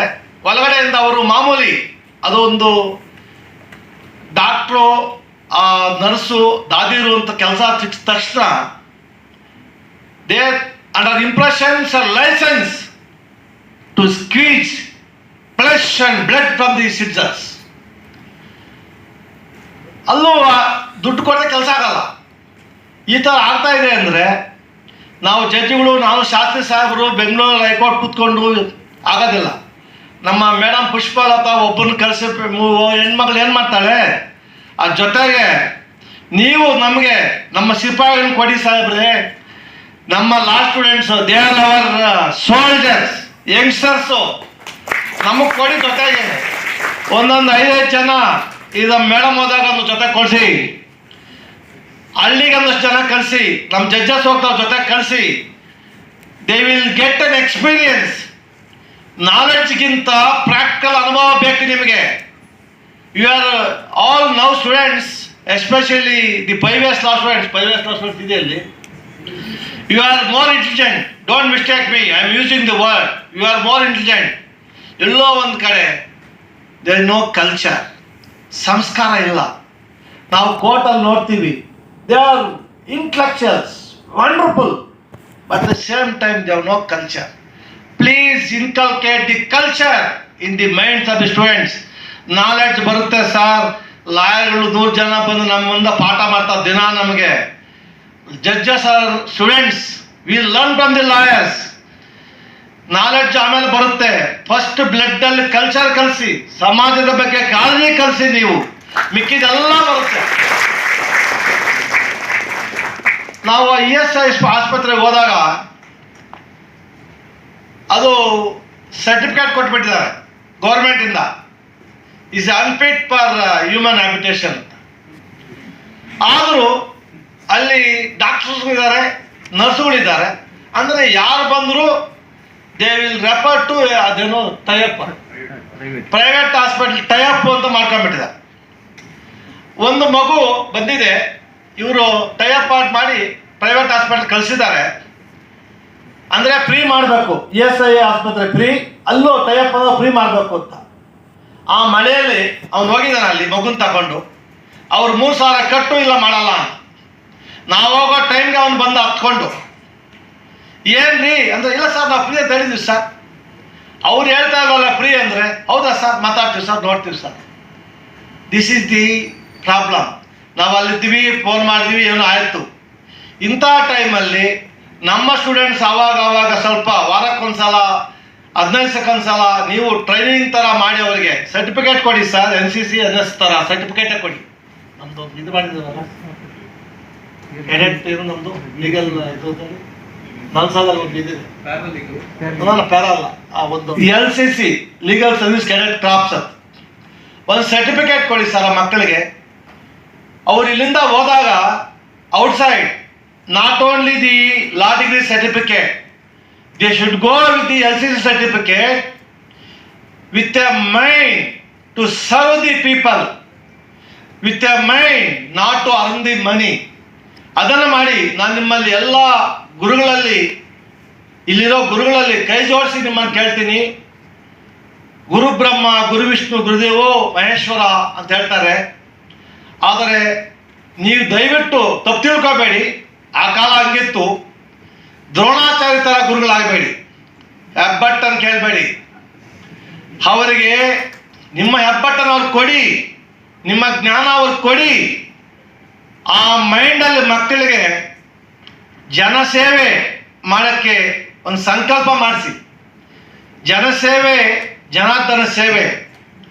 ನಾವು ಆತ್ಮಪೂರ್ವಕವಾಗಿ, ನಾವು ನಿಸ್ವಾರ್ಥದಿಂದ, ಡೆಡಿಕೇಟೆಡ್ ಮೈಂಡಿಂದ ಪಬ್ಲಿಕ್ ಸರ್ವಿಸ್ ಮಾಡಿದ್ರೆ ಯಾವ ಟೆಂಪಲ್ಗೂ ಹೋಗ್ಬೇಕಾಗಿಲ್ಲ ಸರ್. ದೇವ್ರು ನಮ್ಮನ್ನು ಹುಡ್ಕೊಂಡ್ ಬರ್ತಾನೆ. ಅದಾಗಬೇಕು ಸರ್. ಎಜುಕೇಷನ್ ಜೊತೆಗೆ ನಾನು ಎಲ್ಲ ಗುರುಗಳಲ್ಲಿ ವಿನಂತಿ, ಕೈ ಜೋಡಿಸಿ ನಿಮ್ಮನ್ನು ಕೇಳೋದು ಅಷ್ಟೇ, ನಮ್ಮ ಮಕ್ಕಳಲ್ಲಿ ದೇಶ ಪ್ರೇಮ ಕಲಿಸಿ. ಫಸ್ಟು ನಿಸ್ವಾರ್ಥ ಭಾವನೆ ಕೆಲಸ ಮಾಡೋಕ್ಕೆ ಕಲಿಸಿ. ಅವ್ರಿಗೆ ಎಜುಕೇಷನ್ ಬರುತ್ತೆ, ನೀವು ಪಾಠ ಮಾಡ್ತೀರಿ, ಕಲ್ತ್ಕೊಂತಾರೆ. ಆ degree should not be for certificate. ಆ certificate should be for life, not for job. ನೀವೇನು ಸರ್ಟಿಫಿಕೇಟ್ ಕೊಡ್ತೀರೋ ಇಲ್ಲಿ, either become a lawyer or become a professor or become not for the job, it is for the life. Prime minister Narendra Modi ಇವತ್ತು ನಮ್ಮ prime minister ಆಗಿದ್ದಾರೆ. Though is a prime minister, he was a student of one teacher. ಇವತ್ತು ನಮ್ಮ ಗುರುಗಳು, ನನಗೆ 7th standard ಅಲ್ಲಿ ಪಾಠ ಮಾಡಿದಂಥ ಗುರುಗಳು ಇವಾಗ ಇದೆಯೋ ಇಲ್ಲೋ ಗೊತ್ತಿಲ್ಲ, ಮೇರಿ ಲ್ಯಾಂಪ್ ಅಂತ ಒಂದು ಪದ್ಯ ಆಯಿತು, ನಾವು 6ನೇ ಕ್ಲಾಸ್ ಓದಬೇಕಾದ್ರೆ. ಹಳ್ಳಿಯಿಂದ ಬಂದವ ನಾನು. ನಮಗೆ 8th 9th 10th ವರೆಗೂ no current in my house. Public ಸ್ಟ್ರೀಟಲ್ಲಿ ಕೂತ್ಕೊಂಡು ಓದ್ತಾ ಇದ್ದೆ ನಾನು, ದೀಪ ಇಟ್ಕೊಂಡು ಓದ್ತಾ ಇದ್ವಿ. ನಿಮಗೆಲ್ಲ ಇವಾಗ ಅದೆಲ್ಲ ಇಲ್ಲ, ಎಲ್ಲ ಮನೆ ಕರೆಂಟ್ ಬಂದಿದೆ. ನಿಮ್ಮ ಅಪ್ಪ ಅಮ್ಮ ದುಡಿದು ನಿಮ್ಮನ್ನು ಕಷ್ಟಪಟ್ಟು ಕಳಿಸ್ತಾರೆ. ಇಲ್ಲ ಒಂದು ಕಡೆ ಈ ಮಕ್ಕಳು ಬಂದಾಗ you enjoy student life, I also enjoy ಮಾಡಿ, ಎಂಜಾಯ್ ಮಾಡೋ ಜೊತೆಗೆ ಎಲ್ಲೋ ಒಂದು ಕಡೆ ನಿಮಗೆ obligation towards your parents who spend their money, blood, flesh for your education. And second, you have owed to the society. ನೀವು ಓದಿ ಸಮಾಜಕ್ಕೆ ಒಳ್ಳೆ ವ್ಯಕ್ತಿಗಳಾಗಿ ಬರಬೇಕು. Should not burden to the nation. ನಮಗಿಂತ ಓದದೇ ಇರೋರು ಎಷ್ಟೋ ಜನ ಕಲ್ಚರ್ ಇದೆ ರೀ. ನಾನು ನೆನ್ನೆ ನಮ್ಮ ಇವ್ರಿಗೆ ಹೇಳ್ತಾ ಇದ್ದೆ, my mother uneducated, my father only 6th standard. When I become A judge, ನಮ್ಮ ಅಮ್ಮ ಒಂದು ಮಾತಾಡಿದ್ಲು, ಅಪ್ಪ ನೀನು ಜಡ್ಜ್ ಆಗ್ತಾ ಇದೀಯ ನಾಳೆಯಿಂದ, ನಿನಗೆ ನಾನು ತಾಯಿ ಅಲ್ಲ, ಈ ಭಾರತ ಮಾತೆ ತಾಯಿ. That is the culture. ನಮ್ಮಪ್ಪ ಒಂದು ಮಾತು ಹೇಳಿದ್ರು, ಅವ್ರ ಕಾಲು ನಮಸ್ಕಾರ ಮಾಡಿ ಜಡ್ಜ್ ಆದಾಗ ನಾನು, ನಾಳೆಯಿಂದ ನೀನು ಜಡ್ಜ್ ಕೆಲಸ ಮಾಡಕ್ಕೆ ಹೋಗ್ತಾ ಇದೀಯಾ, ಯಾರೂ ನೋಡಬಾರ್ದು, ಅಪ್ಪ ಅಮ್ಮ ತಂಗಿ ತಂದಿ ಅಣ್ಣ ಯಾರೂ ನೋಡಬಾರ್ದು. ಆ ಸ್ಥಾನದಲ್ಲಿ ಕೂತ್ಕೊಂಡಾಗ ಅವಕಾಶ ಸಿಕ್ಕಿದ್ರೆ ನನಗೂ ಜೈಲಿಗೆ ಹಾಕು, ಗರ್ವದಿಂದ ನಾನು ಜೈಲಿಗೆ ಹೋಗ್ತೀನಿ ಅಂದರು. That is the culture. ಅವ್ರು ಓದಿಲ್ಲ ರೀ, ಅದನ್ನು ನಮ್ಮ ಬ್ಲಡ್ಡಲ್ಲಿ ಬರಬೇಕು, ನಮ್ಮ ಕಲ್ಚರ್ ಅನ್ನೋದನ್ನು. I am telling all this. ನಮ್ಗೆ ಗೊತ್ತಾಗುತ್ತೆ, ನಮ್ಮ ಪ್ರೊಫೆಸರ್ ದಿನ ಬೆಳಿಗ್ಗೆ ರಾತ್ರಿಯಲ್ಲಿ ಓದ್ಕೊಂಡು ಅವ್ರ ಹೆಂಡತಿ ಮಕ್ಕಳು ಬಿಟ್ಟು ನಿಮ್ಗೆ ಪಾಠ ಮಾಡ್ತಾರೆ, ನೀವು ಕಲಿತೀರಿ. ಕಲಿತು ನಮ್ಮ ಬ್ರದರ್ ಶಾಸ್ತ್ರಿ ಹೇಳ್ದಂಗೆ ಕಲ್ತಿಲ್ಲ ಬಿಸಾಕ್ ಹೋಗ್ಬಾರ್ದು. ಅದು ನಿಮ್ಮ ಬ್ಲಡ್ಡಲ್ಲಿ 24/7 ಟಿಲ್ ಯುವರ್ ಡೆತ್ ಒಂದು ಸಮಾಜ ಸೇವೆಯನ್ನು ಮೈಂಡಲ್ಲಿ ಬರಬೇಕು ನಿಮಗೆ. ಒಳ್ಳೆಯದನ್ನು ಮಾಡೋಕ್ಕೆ ಮನಸ್ಸಲ್ಲಿ ಪ್ರಯತ್ನ ಮಾಡಿರಿ. Life consist of reaction, reflection, resound. ನೀವು ಏನು ಮಾಡ್ತೀರೋ ಅದು ನಿಮ್ಗೆ ರಿಯಾಲಿಟಿ ವಾಪಸ್ ಬರುತ್ತೆ. ನಾನು ಅಂದ್ಕೊಂಡೇ ಇರಲಿಲ್ಲ ರೀ ನಾನು ಲಾಯರ್ ಆಗ್ತೀನಿ ಅಂತ. ನಮ್ಮಪ್ಪ B.Ed ಮಾಡಿಸಿ, ಹೈಸ್ಕೂಲ್ ಮೇಸ್ಟ್ ಮಾಡಿಸಿ, ಒಂದು ಸೈಕಲ್ ತಗೊಟ್ಟು ಅಲ್ಲಿ ಪಂಚೆ ಕಟ್ಕೊಂಡು ಪಕ್ಕದೂರ್ಗೆ ಹೋಗಿ ಪಾಠ ಮಾಡಿ ಮತ್ತೆ ಬಂದು ವ್ಯವಸಾಯ ಮಾಡಬೇಕು ಮೈಂಡಲ್ಲಿದ್ರು. ನಾನು SSC ಇದ್ದಾಗ Y I am telling all these people, ನಮ್ಮ ಈಶ್ವರ್ ಭಟ್ ಹೇಳ್ತಾರೆ, sir more than 60% from village side ಬಂದಿರೋ ಮಕ್ಕಳು ಇಲ್ಲಿ ಅಂತ. SLC ಇರಬೇಕಾದ್ರೆ ನಮ್ಮೂರಲ್ಲಿ ಫಸ್ಟ್ ಟೈಮ್ ಯಾರು SLC ಪಾಸ್ ಆಗಿರಲಿಲ್ಲ. ನಾವು ನಮ್ಮ ಮಾವ ಒಬ್ಬರು ಬಿಫೋರ್ ಇಂಡಿಪೆಂಡೆನ್ಸ್ ಅವರು ಲಾ ಡಿಗ್ರಿ ತಗೊಂಡಿದ್ರು. ಆ ಕಾಲದಲ್ಲಿ ಅವ್ರಿಗೆ ಈ ಅಮಲ್ದಾರ್ ಅಂತ ಪೋಸ್ಟ್ ಕೊಡ್ತಾ ಇದ್ರಂತೆ. ಆ ಟೋಪಿ ಹಿಂಗೆ ಎದುರಾಕೋದು, ಕಾಲಲ್ಲಿ ಒದೆಯೋದು ಅದನ್ನು ಅವರು. ಅಂದರೆ ಜಮೀನಿದೆ ಭಾಳ, ಅವರು ದೊಡ್ಡ ಇವರು. ಅವ್ರು ನಮ್ಮ ಮನೆಗೆ ಬಂದರೆ, ನಿಮ್ಮ ಅಪ್ಪ ಏನು ಓದಿಲ್ಲ, ನಿಮ್ಮ ಅಮ್ಮ ಓದಿವಲ್ಲ, ನೀನು ಸೆಪ್ಟೆಂಬರು ಏಪ್ರಿಲ್ ಅಂತ ಅಂದರೆ ಡುಮ್ಕಿ ಅಂತ. ಡುಮ್ಕಿ ಅಂದ್ರೆ ಗೊತ್ತಾಗುತ್ತಾ, ಫೇಲ್ ಆಗ್ತೀರಾ ಅಂತ. ನಾನು SLC ಎಕ್ಸಾಮು ಬರೆದು ಬಂದೆ. ನಮ್ಮಲ್ಲಿ ಎಷ್ಟು ಪರಿಸ್ಥಿತಿ ಇರುತ್ತೆ ಅಂದರೆ, ಎಕ್ಸಾಮ್ಗೆ ಹೋಗ್ಬೇಕಾದ್ರೂ ಬೆಳಗ್ಗೆ 10 ಗಂಟೆ ಎಕ್ಸಾಮು, 9 ಗಂಟೆಗೆ ನೀರು ಕಟ್ಟಬೇಕು ನಾನು. ನಮ್ಮ ಅಪ್ಪ ಎಕ್ಸಾಮ್ ಅಂದ್ರೆ ನಿಮ್ಮ ಅಪ್ಪ ಕಟ್ಟಲ್ಲ ಹೋದು. ನೀರು ಕಟ್ಟಿಬಿಟ್ಟು ತೋಟದಲ್ಲಿ ಕೆಲಸ ಮಾಡಿ, ಆ ಬಟ್ಟೆ ಅವಾಗ ನಾವು ಅಪ್ ಟು SLC ಒಂದು ನಿಕ್ಕರೆ, ಆ ಬಟ್ಟೆ ತಗೊಂಡು ಅಲ್ಲಿ ತೋಟದಲ್ಲಿತ್ತು, 9ಕ್ಕೆ ನೀರು ಕಟ್ಟಿ ಅಲ್ಲೇ ತಣ್ಣೀರು ಸ್ನಾನ ಮಾಡಿಕೊಂಡು ಮಖ ತೊಳ್ಕೊಂಡು ಅಲ್ಲೇ ಒಂದು ಮಿರರು ಶೆಡ್ಡಲ್ಲಿ ಇಟ್ಕೊಂಡಿದ್ವಿ. ತಲೆ ಬಾಚ್ಕೊಂಡು ಕೆರೆಯಲ್ಲಿ ಓಡ್ಬೇಕ್ರಿ. 15 ನಿಮಿಷ 20 ನಿಮಿಷ ಓಡ್ಬೇಕು ಎಕ್ಸಾಮ್ಗೆ. ತಿಂಡಿ ಇಲ್ಲ, ಹಂಗೆ ಹೋಗಿ ಎಕ್ಸಾಮ್ ಬರೆದೆ. 1 ಗಂಟೆಗೆ ನಮ್ಮ ಚಿಕ್ಕಪ್ಪ ಊಟ ತಗೊಂಡ್ಬಂದರು. ಆ ಎಕ್ಸಾಮ್ ರಿಸಲ್ಟು ಇದ್ದಿದ್ದ ದಿವಸ ಒಂದು ಇನ್ಸಿಡೆಂಟ್ ಆಯಿತು ನಮ್ಮ ಮನೇಲಿ. ನಿಮ್ಮ ಕಡೆ ಇದೆಯಲ್ಲ ಗೊತ್ತಿಲ್ಲ ಈಶ್ವರ ಭಟ್ ಸಾಹೇಬ್ರೆ, ಈ ತೊಂಬರಿ ಉದ್ದ ಹಾಕೊಂಡು ಟಿಂಗ್ ಟಿಂಗ್ ಟಿಂಗ್ ಅಂತ ಬರ್ತಾರೆ. ಆ ಕುಂಬಳಕಾಯಿ ಇದಕ್ಕೆ ಇದು ಮಾಡಿಬಿಟ್ಟು ಅದೇ ತುಂಬಿರ್ತಾರೆ ಅದನ್ನ ಏಕತಂತಿ ಏನೋ ಏಕನಾದ. ಅವ್ರು ಬಂದು ನಮ್ಮ ಅಮ್ಮನಿಗೆ, ನಿನ್ನ ಮಗ ದೊಡ್ಡ ಮಗ ಭಾರಿ ತಲಾಟೆ. ನಾನು ಕಾಲೇಜ್ ಸ್ಟೇಜಲ್ಲಿ ಜೋರಾಗಿದ್ದೇನೆ, ಸ್ಪೋರ್ಟ್ಸು ಇತ್ತು, ಎಲ್ಲ ಇತ್ತು.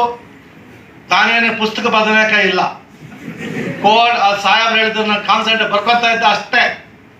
ಲಾಸ್ಟ್ ಒಂದು 3-4 ತಿಂಗಳು ಹೋಗ್ತಾ ಇದ್ದೆ. ಯಾವಾಗಲೂ ಸ್ಪೋರ್ಟ್ಸು ಅದು ಇದು ಇರ್ತಿತ್ತೆ. ನಾನೇ ನಿಮಗೆ ರ್ಯಾಂಕ್ ಸ್ಟೂಡೆಂಟ್ಸ್ ಅಲ್ಲ, ಸೆಕೆಂಡ್ ಕ್ಲಾಸ್ ಅಷ್ಟೇ. ನಾನು ಹೋದಾಗ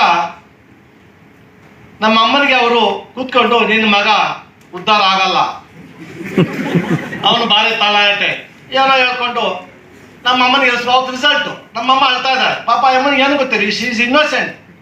ಆ ಎಜುಕೇಶನ್ ಇಲ್ಲ ಅವ್ರಿಗೆ. ಏನಮ್ಮ ಅಂದರೆ ಇನ್ನೇನು ಹೇಳ್ತಾ ಇದ್ದೇನಪ್ಪ ಓ ಅಂತ. ನೀರು ಬಂದಿರೋದು ಬೆಗ್ ಮಾಡೋಕ್ಕೆ. ನಾನು ಆವಾಗಲೇ ರಿವೋಲ್ಟು, ಚಿಕ್ಕ ವಯಸ್ಸಿನ ರಿವೋಲ್ಟ್. ನೀನು ಬಂದಿರೋದು ಬೆಗ್ ಮಾಡೋಕ್ಕೆ. ಅದೇನು ಬೆಗ್ ಮಾಡಿ ತಗೊಂಡು ಹೋಗು. ನೋಡಮ್ಮ ನಿನ್ನ ಮಗ ನನಗೆ ಹೇಳ್ತಾನೆ ನೋಡಮ್ಮ. ಆ ಕಾಲದಲ್ಲಿ ಪಾಪ ಭಾರಿ ಸಂಪ್ರದಾಯ. ನಮ್ಮಮ್ಮ ನನ್ಗೆ ಇಟ್ಕೊಂಡು 2 ಹೊಡೆದ್ರು, ಹಿಂಗೆ ಮಾಡ್ತೀಯ ಹಂಗೆ ಮಾಡ್ತೀಯ ಅಂತ. ಆಯ್ತಮ್ಮ ಅಂತ. ಅವನು ಸ್ವಲ್ಪ ಜಾಸ್ತಿ ಬರಬೇಕಲ್ಲ ಅವನಿಗೆ. ಈ ನಮ್ಮಲ್ಲಿ ಮರಳು ಅಂತಾರೆ, ಇದರಲ್ಲಿ ಮರ ಅಕ್ಕಿ ರಾಗಿ ಕೊಡೋದು. ಇವಾಗೆಲ್ಲ ಬಿಡ್ರಿ, KG ಬಂದ್ಬಿಡ್ತು, 1/4 kg ಬಂದ್ಬಿಡ್ತು. ಅವಾಗೆಲ್ಲ ಮರದಲ್ಲೇ ಕೊಡೋದು, ಹಿಂಗೆ ತೆಗೆದು ಕಾಪಾಡು.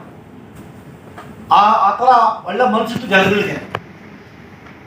ಅವರು ಹಾಕಿ ಅವನಿಗೆ ಸಮಾಧಾನ ಆಗಲಿಲ್ಲ, ಇನ್ನೂ ಏನು ಹೇಳ್ಬೇಕು ಅಂತ. ನಾನು ಕೇಳೋಷ್ಟು ಕೇಳಿದೆ. ಆ ತೊಂಬರಿ ಇಟ್ಕೊಂಡು ನಮ್ಮ ಮನೆ ಮುಂದೆ ಎತ್ತು ಹೊಡೆದಾಕ್ಬಿಟ್ಟೆ. ನಿನ್ಗೆ ಹಂಗೆ ಮಾಡ್ತೀನಿ ಹಿಂಗೆ ಮಾಡ್ತೀನಿ ಅಂತ ಏನು ಮಾಡೋಕ್ಕಾಗಲ್ಲ ಅವಯ್ಯ. ನಮ್ಮ ಅಮ್ಮ ಅಳ್ತಾ ಇತ್ತು. ಯಾಕೆ ಅಳ್ತಾ ಇದ್ವಿ, ನೀನು ತೊಂಬರು ಹೊಡೆದಾಕ್ಬಿಟ್ಟೆ, ಅವ್ರು ಬೇರೆ ಪಾಸ್ ಆಗಲ್ಲ ಅಂತ ಹೇಳ್ತಾನೆ ಅಂತ. ನಾನು ಒಂದು ಮಾತು ಹೇಳಿದೆ ನಮ್ಮ ಅಮ್ಮನಿಗೆ, ಅಮ್ಮ ನಮಗೆ ಊರಲ್ಲಿ ಕರೆಂಟ್ ಇಲ್ಲದೆ ಇದ್ರು, ಆ ಟೌನಲ್ಲಿ ಲೈಬ್ರರಿ ಇತ್ತು. ಮೊದಲೆಲ್ಲ ಚಂದಮಾಮ ಅಂತ ಬುಕ್ ಬರ್ತಾ ಇತ್ತು. ಆ ಚಂದಮಾಮ ಬುಕ್ಗಳಲ್ಲಿ ಹಿಸ್ಟ್ರಿ, ಅವ್ರ ಫೋಟೋ. ನನಗೆ ಮೊದಲಿಂದ ಸ್ವಲ್ಪ ಭಗತ್ ಸಿಂಗು, ಸುಭಾಷ್ ಚಂದ್ರ ಬೋಸ್, ವಿವೇಕಾನಂದ, ಬಸವಣ್ಣ, ಅಂಬೇಡ್ಕರ್ ಅಂದರೆ ಭಾರಿ ಇಷ್ಟ. ವಿವೇಕಾನಂದ ಮಾತಾಡಿದ್ದಾರೆ. ನಾನು 7ನೇ ಕ್ಲಾಸೇ ಅವೆಲ್ಲ ಓದ್ತಾ ಇದ್ದೆ. ಅಮ್ಮ ವಿವೇಕಾನಂದ ಹೇಳಿದಾರಮ್ಮ ಒಂದು ಮಾತು, ನಿನ್ನ ಸಂಕಲ್ಪ ಇದ್ದರೆ, ಹಠ ಇದ್ದರೆ ಈ ಕೈಯಲ್ಲಿ ರೇಖೆನ ಬದಲಾಯಿಸ್ಬೋದು ಅಂತ. ಅದು ನಾನು ಬದಲಾಯಿಸ್ತೀನಿ, ಸುಮ್ಮನೆ ಇರ್ತಾಯಿ ನೀನು. ನಮ್ಮ ಅಮ್ಮನಿಗೆ, ನಮ್ಮ ಅಪ್ಪನಿಗೆ ಗ್ಯಾರಂಟಿ ಇಲ್ಲ ನಾನು SSLC ಪಾಸ್ ಆಗ್ತೀನಿ ಅಂತ. ಸೈಕಲ್ ಕೊಡು ಅಂದೆ, ಸೈಕಲ್ ತಗೊಂಡೋಗಿ ನಾನು ಶ್ರೀನಿವಾಸಪುರಕ್ಕೆ ಮಾಡ್ಕೊಂಡು ಬಂದೆ. ಪಾಸ್ ಆಗಿತ್ತು. ನಮ್ಮ ಅಪ್ಪ ನಂಬಲೇ ಇಲ್ಲ. ನನ್ನ ಮಗ ತಲಾಟೆ, ನಮ್ಮ ಮಗ ಎಲ್ಲಿ ಪಾಸ್ ಆಗಿರ್ತಾನ ನಾವು ಅಂದ್ರೆ ಅವ್ರಿಗೆ ಎಜುಕೇಶನ್ ಇಂಪಾರ್ಟೆಂಟ್ ಅಲ್ಲ. ನಾನು ಫೇಲ್ ಆಗ್ಬೇಕು, ಅವ್ರು ನನ್ನ ಕೆಲಸ ಅಗ್ರಿಕಲ್ಚರ್ಗೆ ಹಾಕ್ಬೇಕು ಅಂತ ಅವ್ರು ದೊಡ್ಡ ಮಗ ಮನೆಗೆ. ಅದು ಆ ಮೈಂಡ್ ಅವತ್ತು ಬಂತು. ನನಗೆ ಹುಮ್ಮಸ್ ಬಂತು. ಸೆಕೆಂಡ್ PUC ಬಂದೆ. ಡಿಗ್ರಿ ಕೋಲಾರ್ಗೆ ಹೋಗ್ಬೇಕು ಅಂದೆ. ಆಟ್ಲಲ್ಲಿ ಸೇರಿಸ್ಬೇಕು ಅಂದರೆ 300 ರೂಪಾಯಿ ಶಕ್ತಿ ಇಲ್ಲ ರೀ ನಮ್ಮ ಅಪ್ಪನಿಗೆ. ಆಸ್ತಿ ಮಾರಬೇಕು, ಈ ಆಸ್ತಿ ಮಾರಬೇಕು ಅಂತ. ಆ ಹಠದಲ್ಲೇ ನಾನು ಮೇಲೆ ಬಂದೆ. ಇನ್ನೊಂದು ಇನ್ಸಿಡೆಂಟ್ ನಿಮ್ಗೆ ಹೇಳ್ತೀನಿ. ನಾನು ಸಾಂಸ್ಕ್ರಿಟ್ ಸ್ಟೂಡೆಂಟ್ ಸರ್. ನಮ್ಮ ಕನ್ನಡ ಪ್ರೊಫೆಸರ್ ಒಬ್ಬರಿದ್ರು. I am a non vegetarian. ನಿಮ್ಗೆಲ್ಲ ಯಾಕೆ ಹೇಳ್ತಾ ಆಮೇಲೆ ಗೊತ್ತಾಗುತ್ತೆ ಯಾಕೆ ಹೇಳ್ತೀನಿ. ಅವ್ರು ನಮ್ಮ ಪ್ರೊಫೆಸರು, ನೀವು ಬೇಕೋಬೇಡಿ ಸರ್, ದಡ್ಡ ಮುಂಡೆವೆ, ಮಾಂಸ ತಿಂತೀರಾ ನೀವು, ನಿಮ್ಗೆ ವಿದ್ಯಾ ಬರಲ್ಲ, ಕನ್ನಡ ಬರಲ್ಲ. ಅವರು ಭಾರಿ ಸ್ಟ್ರಿಕ್ಟು. ಸೇಮ್ ಅವಾಗ ನಮ್ಮ ಗುರುಕುಲದಲ್ಲಿ ಈ ಹೆಬ್ಬೆಳ್ ತಗೊಂಡ್ರಲ್ಲ, ಆ ಥರ ಇದ್ರು ಇವರು. ಇನ್ನೊಬ್ಬ ಪ್ರೊಫೆಸರು ಅವರು ಅವರೇ, ಆದ್ರೆ ಅವ್ರು ಭಾರಿ ಪ್ರೀತಿ.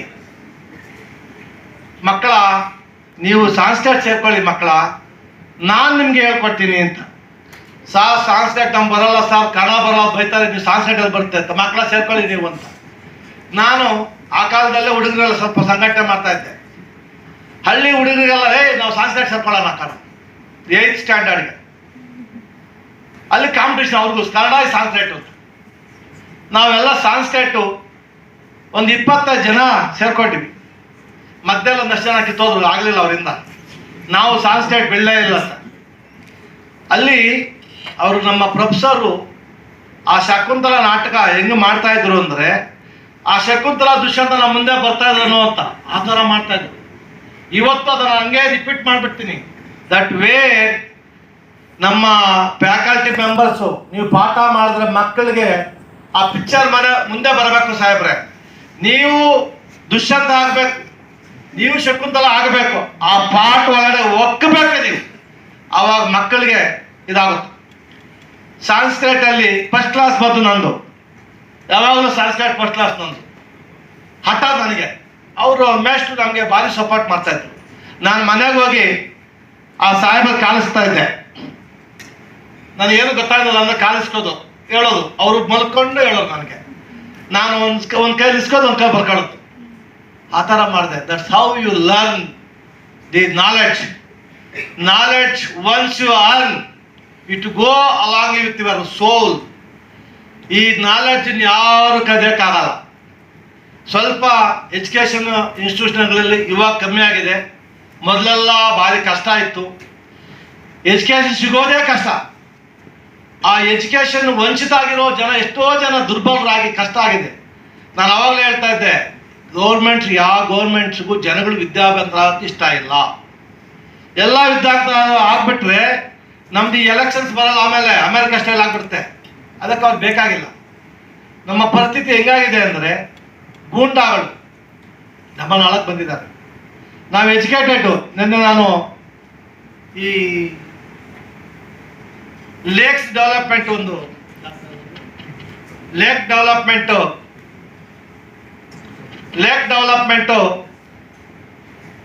How to protect the lakes ಅಂತ ಒಂದು ಇದಿತ್ತು. ಅಲ್ಲೊಬ್ರು ನಮ್ಮ NGO ಒಬ್ರು, ನಾನು ನಮ್ಮ NK ಪಾಟೀಲ್ ಸಾಹೇಬ್ ಹಾಕೊಂಡ್ಬಿಟ್ರು. ಅವ್ರಿಗೆ ಕ್ವಶನ್ ಮೇಲೆ ಕ್ವಶನ್ ಕೇಳ್ತಾರೆ. ನೀವು ಜಡ್ಜ್ಗಳಿದ್ದೀರಿ, 2008 ಆರ್ಡರ್ ಆಯಿತು, ನಮ್ಮ ಆರ್ಡರ್ ಏನಾಗಿಲ್ಲ, ಸುಪ್ರೀಂ ಕೋರ್ಟ್ ಪೆಂಡಿಂಗ್ ಇದೆ ಅಂತ.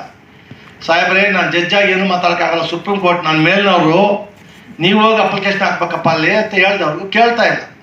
ನನಗೆ ತಡಕ್ಕಾಗಲಿಲ್ಲ. ಆ NK ಪಾಟೀಲ್ ಕೈ ಹಿಡ್ಕೊಂಡ್ಬಿಟ್ಟ ನನಗೆ ಬಿಗ್ಗಿ ಹಿಂಗೆ. ನೋಡ್ರಿ, ಎಲ್ಲಿವರೆಗೂ ಸಮಾಜದಲ್ಲಿ ದುಡ್ಡು ತಗೊಂಡು ನೀವು ಓಟ್ ಹಾಕೋದು ನಿಲ್ಲಲ್ವೋ ಅಲ್ಲಿವರೆಗೂ ಇದೆಲ್ಲ ಸಮಾಜ ಹೋಗ್ತಾ ಇದೆ. ಇದು ಒಂದಕ್ಕೆ ಇವಾಗ 3 ಅಂಗಗಳಲ್ಲಿ 2 ಅಂಗ ಬಿದ್ದೋಗಿದೆ ಆಲ್ರೆಡಿ.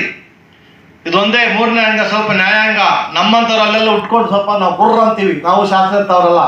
ನಮ್ಮನ್ನು ಟಾರ್ಗೆಟ್ ಮಾಡಿಬಿಡ್ತಾರೆ. ನಮ್ಗೇನು ಆಗೋದಿಲ್ಲ, ನಾವೇನು ಕೇರೆ ಮಾಡಲ್ಲ, ಬೇರೆ ಕತೆ. ಅದೆಲ್ಲ ಆಗ್ಬೇಕು ಅಂದರೆ ನಾವು ಸ್ವಾರ್ಥತೆಯನ್ನು ಬಿಡಬೇಕು. ಎಲೆಕ್ಷನ್ ಟೈಮಲ್ಲಿ ನೀವು ಒಳ್ಳೆಯವ್ರನ್ನ ಗೆಲ್ಸಿರಿ, ಒಳ್ಳೆಯವ್ನ ಡಿಪಾಸಿಟೇ ಬರಲ್ಲ. ಅದು ಯಾಕೆಂದರೆ ಜನಗಳಿಗೆ ಎಜುಕೇಷನ್ ಇಲ್ಲ. ಅದನ್ನ ಎಜುಕೇಟ್ ಮಾಡಬೇಕು. ಮಕ್ಕಳೇ, ನೀವು ಎಜುಕೇಟ್ ಮಾಡ್ತೀವಿ ಅಂದರೆ you have to face so many problems. ಕೊನೆಗೆ ನಿಮಗೆ ಕಷ್ಟ ಆಗ್ಬಿಡುತ್ತೆ, ನಿಮಗೆ ಉಳಿಗಾಲದಿಂದ ಆಗ್ಬಿಡುತ್ತೆ. ಅದನ್ನು ಮೀರಿಸೋ ಶಕ್ತಿ ನೀವು ಗೂಡಿಸ್ಕೋಬೇಕು ಫಸ್ಟ್. ಆ ಶಕ್ತಿ ಯಾವಾಗ ಗೂಡಿಸ್ಕೊತೀರಿ ಅಂದರೆ, ನಿಮ್ಮ ಗುರುಗಳನ್ನು ನೀವು ಪ್ರೀತಿಸಿ, ಅಲ್ಲಿ ಒಳ್ಳೆಯ ನಾಲೆಡ್ಜನ್ನು ಪಡೆದು ಸುಸಂಸ್ಕೃತವಾದ ನಾಲೆಡ್ಜ್ ಬೇಕು. ಪುಸ್ತಕ ಬದನೆಕಾಯಿ ಬೇಡ. ಆಚೆ ಬಂದಾಗ you should come like a soldier, judicial soldier ಆಗಿ ಬರಬೇಕು ನೀವು. ಆವಾಗ ನೀವು ಫೇಸ್ ಮಾಡ್ಬೋದು. ಯಾಕೆ ಹಿಂಗೆ ಹೇಳ್ತಿದ್ದೀನಿ ಅಂದರೆ, ನಾವು ಬೆಳಗಾವಿ ಹಾಸ್ಪಿಟ್ಲ್ ಯಾವುದದು, ಬಿಮ್ಸ್ ಅಲ್ಲಿ ಹಾಸ್ಪಿಟ್ಲ್ ಹೋಗಿದ್ದೀವಿ. ಯಾರು ನೋಡಿದ್ರು ಹೊಟ್ಟೆ ನಾವು. ನಾನು ಅವ್ರ ಮಕ್ಕ ಅಂದ ತಕ್ಷಣ ಡೌಟ್, ಹಿಂಗಂದ್ರೆ ಅವ್ನು ಸ್ವಾಮಿ ಅಂತ. ಅಂದರೆ ಈ ಗೋವಾ ಹತ್ರ ಅಂತೆ ಕುಡಿಯೋದು, ಹೆಲ್ತ್ ಹಾಳಾಗೋಗಿ. ಯಾಕೆ ಹಿಂಗಾಗುತ್ತೆ? ಆಮೇಲೆ ಅವ್ನು ಜೋಬಲ್ಲಿ ಇಟ್ಕೊಂಡು ಅದೇನೋ ಒಂದು ಇದನ್ನ ನಾನು ನೋಡಿ ಕಿತ್ಕೊಂಡೆ, ಅವ್ನ ಮಕಾನ ಅಂತ ಹಾಕುತ್ತೆ. ಈ ಚಾಕ್ಲೇಟ್ ಮುಗ ಕಿತ್ಕೊಂಡು ಹೆಂಗಾಗುತ್ತೆ, ಹಂಗಾಗುತ್ತೆ. ಇದೆಲ್ಲ ಮಾಡಬೇಕಾದ್ರೆ ನಮ್ಮ ಮಕ್ಕಳು, ನಾವು ಅವ್ರನ್ನ ಈ ಲೀಗಲ್ ಸರ್ವಿಸ್ ಅಥವಾ ಬುಕ್ಸ್ ಎಲ್ಲ ನೀವು ಕೊಡ್ತೀವಿ ಸರ್, ನೀವು ರೆಡಿಯಾಗಿ ಅಂಥವ್ರಿಗೆ ನೋಡಿ ಈ ಥರ ಕುಡಿದ್ರೆ ನಿಮ್ಮ ಲೈಫ್ ಹಿಂಗೆ ಆಗುತ್ತೆ ಅದನ್ನು ಹೇಳಬೇಕು ಸರ್. ಪೊಲಿಟಿಷಿಯನ್ಸ್ ಹೇಳಲ್ಲ ಸರ್, ನಾವು ಹೇಳಬೇಕು, ನೀವು ಹೇಳಬೇಕು. ಇಲ್ಲಿ ನೆನ್ನೆ ಹುಬ್ಳಿಗೆ ಬಂದ್ವಿ. ಇಲ್ಲಿ ಕಿಮ್ಸ್ ಅಲ್ಲ, ಕಿಮ್ಸು ಇಷ್ಟು ದೊಡ್ಡ 2 ವಾರ್ಡು 170 ಜನ ಆಕ್ಸಿಡೆಂಟ್ಸು. ಅಯ್ಯೋ ರಾಮ, ಅಲ್ಲಿ ಕುಡ್ಕ ಹೊಟ್ಟೆ ನೋವು, ಇಲ್ಲಿ ಆಕ್ಸಿಡೆಂಟ್ಸ್ ಯಾಕೆ? ಯೋಚನೆ ಮಾಡಿದ್ರೆ ಇಲ್ಲಿ ಸ್ವಲ್ಪ ಚೆನ್ನಾಗಿ ದುಡ್ಡು ಬರ್ತಂತೆ. ಬಡಿ ಹೀರೋ ಹೊಂಡ ವಿತೌಟ್ ಲೈಸೆನ್ಸ್. ಲೈಸೆನ್ಸ್ ಇಲ್ಲ, ಹೆಲ್ಮೆಟ್ ಇಲ್ಲ. ನಾನು ಹೆಲ್ಮೆಟ್ ಕಂಪಲ್ಸರಿ ಮಾಡ್ಬೇಕು ಇಲ್ಲಿ ಅಂತ. ಲೈಸೆನ್ಸ್ ಇಲ್ಲ ಇವ್ರಿಗೆ, ಹೆಲ್ಮೆಟ್ ಇಲ್ಲ, ಇನ್ಶೂರೆನ್ಸ್ ಉರಿವೇ ಇಲ್ಲ. ಅದನ್ನು ಹೇಳ್ಕೊಡೋಕ್ಕೆ ಪೊಲಿಟಿಷಿಯನ್ಸ್ ಬರಲ್ಲ ಸರ್, ನಾವೇ ಹೇಳ್ಕೊಡ್ಬೇಕು. ಅದು ಹೇಳ್ಕೊಡ್ಬೇಕಾದ್ರೆ ನಮ್ಮ ಮಕ್ಕಳು ನಾವು ರೆಡಿ ಮಾಡಬೇಕು. ನಮ್ಮ ಮಕ್ಕಳು ಆಚೆ ಹೋದರೆ you should go with all ammunitions. ನಿಮ್ಮ ಜೊತೆಗೆ ನಾವಿದ್ದೀವಿ, ನೀವು ರೆಡಿಯಾಗಿ ಹೋಗ್ಬೇಕು. ಆ ಜನಗಳಿಗೆ ಎಜುಕೇಟ್ ಮಾಡಿದ್ರೆ, ನಾನು ಕೇಳಿದೆ ಅವ್ರಿಗೆ, ಆಮೇಲೆ ಒಳ್ಳೆ ಖರ್ಚು ಮಾಡಿ ಹಾಸ್ಪಿಟ್ಲ್ ಮಾಡಿದ್ದಾರೆ. ನಮ್ಮ ಜನ ಅಲ್ಲೇ ಮಲಗೋದು, ಅಲ್ಲೇ ಇರ್ಬೋದು, ಅಲ್ಲಿ ಸೈಡ್ ಹೋಗೋದು, ಅಲ್ಲೇ ಹೋದವ್ರೆ. ನಾನು ಕರೆದೆ ಅವ್ರಿಗೆ, ರೀ ಆಸ್ಪತ್ರೆ ಡಾಕ್ಟ್ರ್ ಬೈತಾ ಇದ್ರಿ, ಎಲ್ಲ ಬೈದು ಕರೆಕ್ಟು, ಇಲ್ಲಿ ಉದ್ದಿದ್ರೆ ನಿಮ್ಗೇನು ಬುದ್ಧಿ ಬೇಡವಾ ಅಂತ.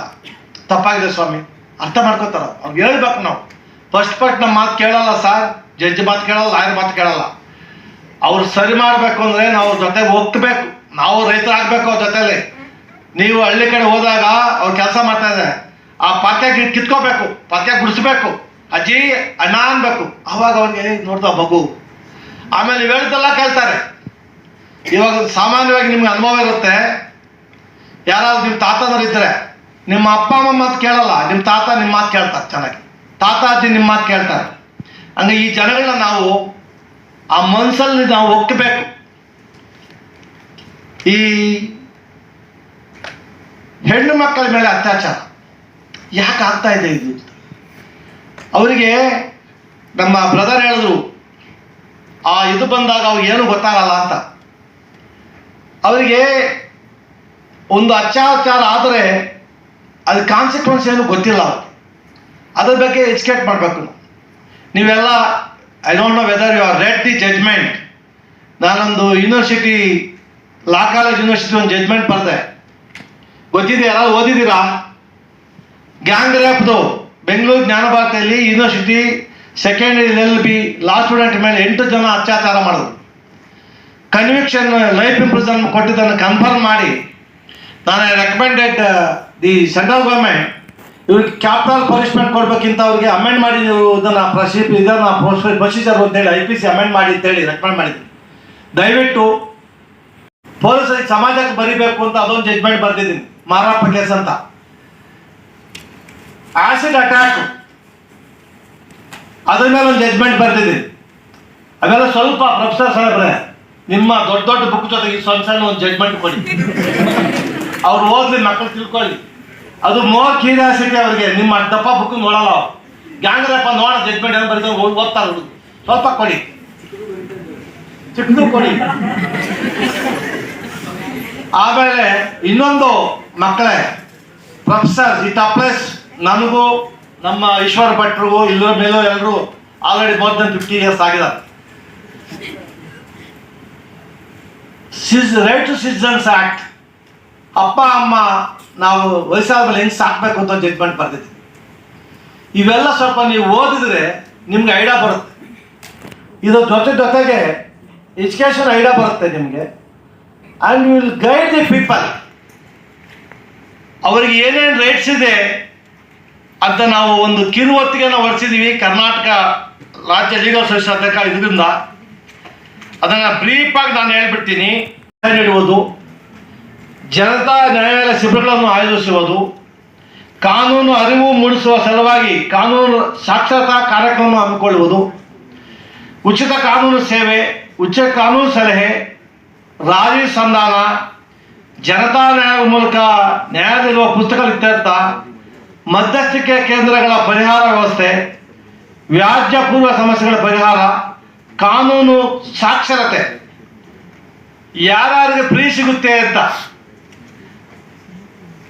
ಪ್ರಕರಣ 12 ಪ್ರಕಾರ ಕಾನೂನು ಸೇವಾ ಪ್ರಾಧಿಕಾರ ಅಧಿನಿಯಮ 87 ಪರಿಶಿಷ್ಟ ಜಾತಿ ಪರಿಶಿಷ್ಟ ಪಂಗಡ ಸೇರಿದವರು, ಮಹಿಳೆಯರು ಮತ್ತು ಮಕ್ಕಳು, no income limit for ladies, ಎಷ್ಟು ಬೇಕಾ ಮಾಡ್ಬೋದು, ಫ್ರೀ ಲೀಗಲ್ ಏಡ್, ಕಾರ್ಖಾನೆ ಕಾರ್ಮಿಕರು, ಗುಂಪು ಘರ್ಷಣೆ, ಗಲಭೆ, ಪ್ರವಾಹ, ಕ್ಷಾಮ, ಭೂಕಂಪ, ಕೈಗಾರಿಕಾ ವಿನಾಶ ಮುಂತಾದವರು, ಮತೀಯ ಕಾರಣದಿಂದ ಶೌಚಾಲಯಕ್ಕೆ ಬಲಿಯಾದವರು, ಮಾನಸಿಕ ಅಥವಾ ಬೇರೆ ಯಾವುದೇ ನ್ಯೂನತೆ ಹೊಂದಿರುವವರು, ರಕ್ಷಣಾ ಗೃಹ, ಮನೋರೋಗಿಗಳ ಆಸ್ಪತ್ರೆ ಮುಂತಾದ ಅಭ್ಯಾಸದವರು, ದೈಹಿಕ ವ್ಯಾಪಾರ ಮತ್ತು ಜಿತಕ್ಕೊಳಗಾದವರು, ವಾರ್ಷಿಕ 3 ಲಕ್ಷ ರೂಪಾಯಿ ಕಡಿಮೆ ಆದಾಯ ಎಲ್ಲ ವರ್ಗದವರಿಗೂ ಉಚಿತ ಕಾನೂನು ಸೇರುತ್ತೆ.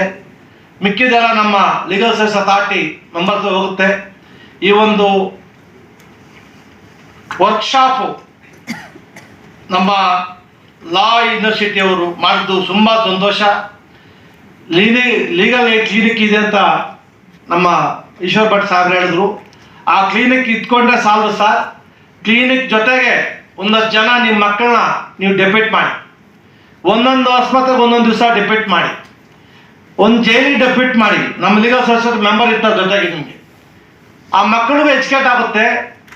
They will get good name to university and more than that service to the people. That is the more. ನಮ್ಮನ್ನು ಕರೆದು ಇಷ್ಟೊತ್ತು ನಮ್ಮ ಮಾತನ್ನು ಕೇಳಿ ಒಂದು ಅವಕಾಶ ಕೊಟ್ಟಂತಹ ಕರ್ನಾಟಕ ಸ್ಟೇಟ್ ಲಾ ಇನ್ಸ್ಟಿಟ್ಯೂಟ್, ನನ್ನ ಎಲ್ಲ ಫ್ಯಾಕಲ್ಟಿ ಮೆಂಬರ್ಸ್ಗೂ, ನನ್ನ ಎಲ್ಲ ಪ್ರೀತಿಯ ಮಕ್ಕಳಿಗೆ, students, you are a future generation of this country. ನಿಮ್ಗೆಲ್ಲರೂ ವಂದಿಸ್ತಾ ನನ್ನ ಮಾತು. ಜೈ ಹಿಂದ್, ಜೈ Karnataka.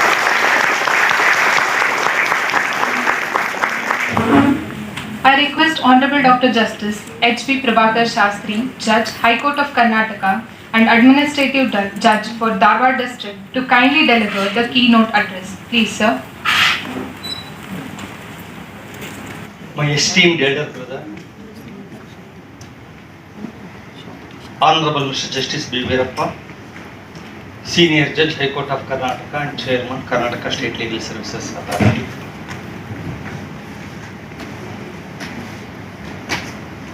Professor Dr. P. Ishwar Bhatt, Vice Chancellor, Karnataka State Law University, Hubballi. Sri Umesh Mediga, Principal District Judge, Dharwad. Sri Shashidhara Shetty, District Judge and Member Secretary, Karnataka State Legal Services Authority. Sri Sridhar Prabhu,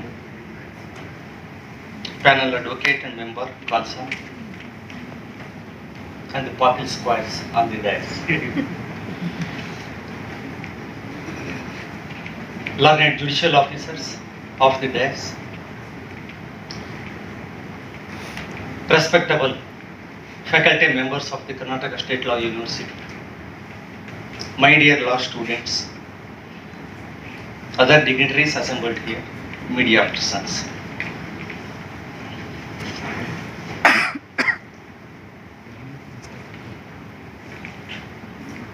You are running 45 minutes late. I am aware of the time fact.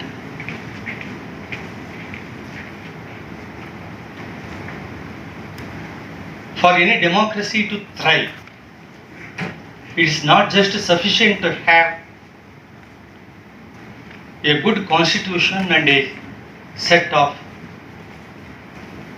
good laws governing the land, but it is also equally important to have the citizens who respect the constitution, who obey the law, and who are aware of their constitution, their rights and duties under the constitutions and the laws.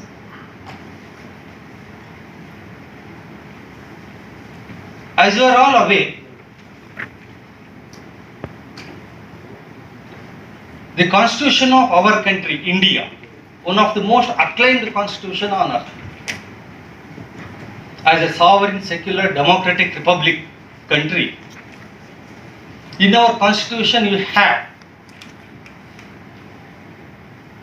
set out a goal for ourselves as an objective of ensuring to every one of its citizen justice, liberty and equality. Among these three, the justice stands on the first step, on the topmost. Social, economic and political justice. We have laws in abundance. There is no dearth for laws. But despite having a good constitution, very good objective,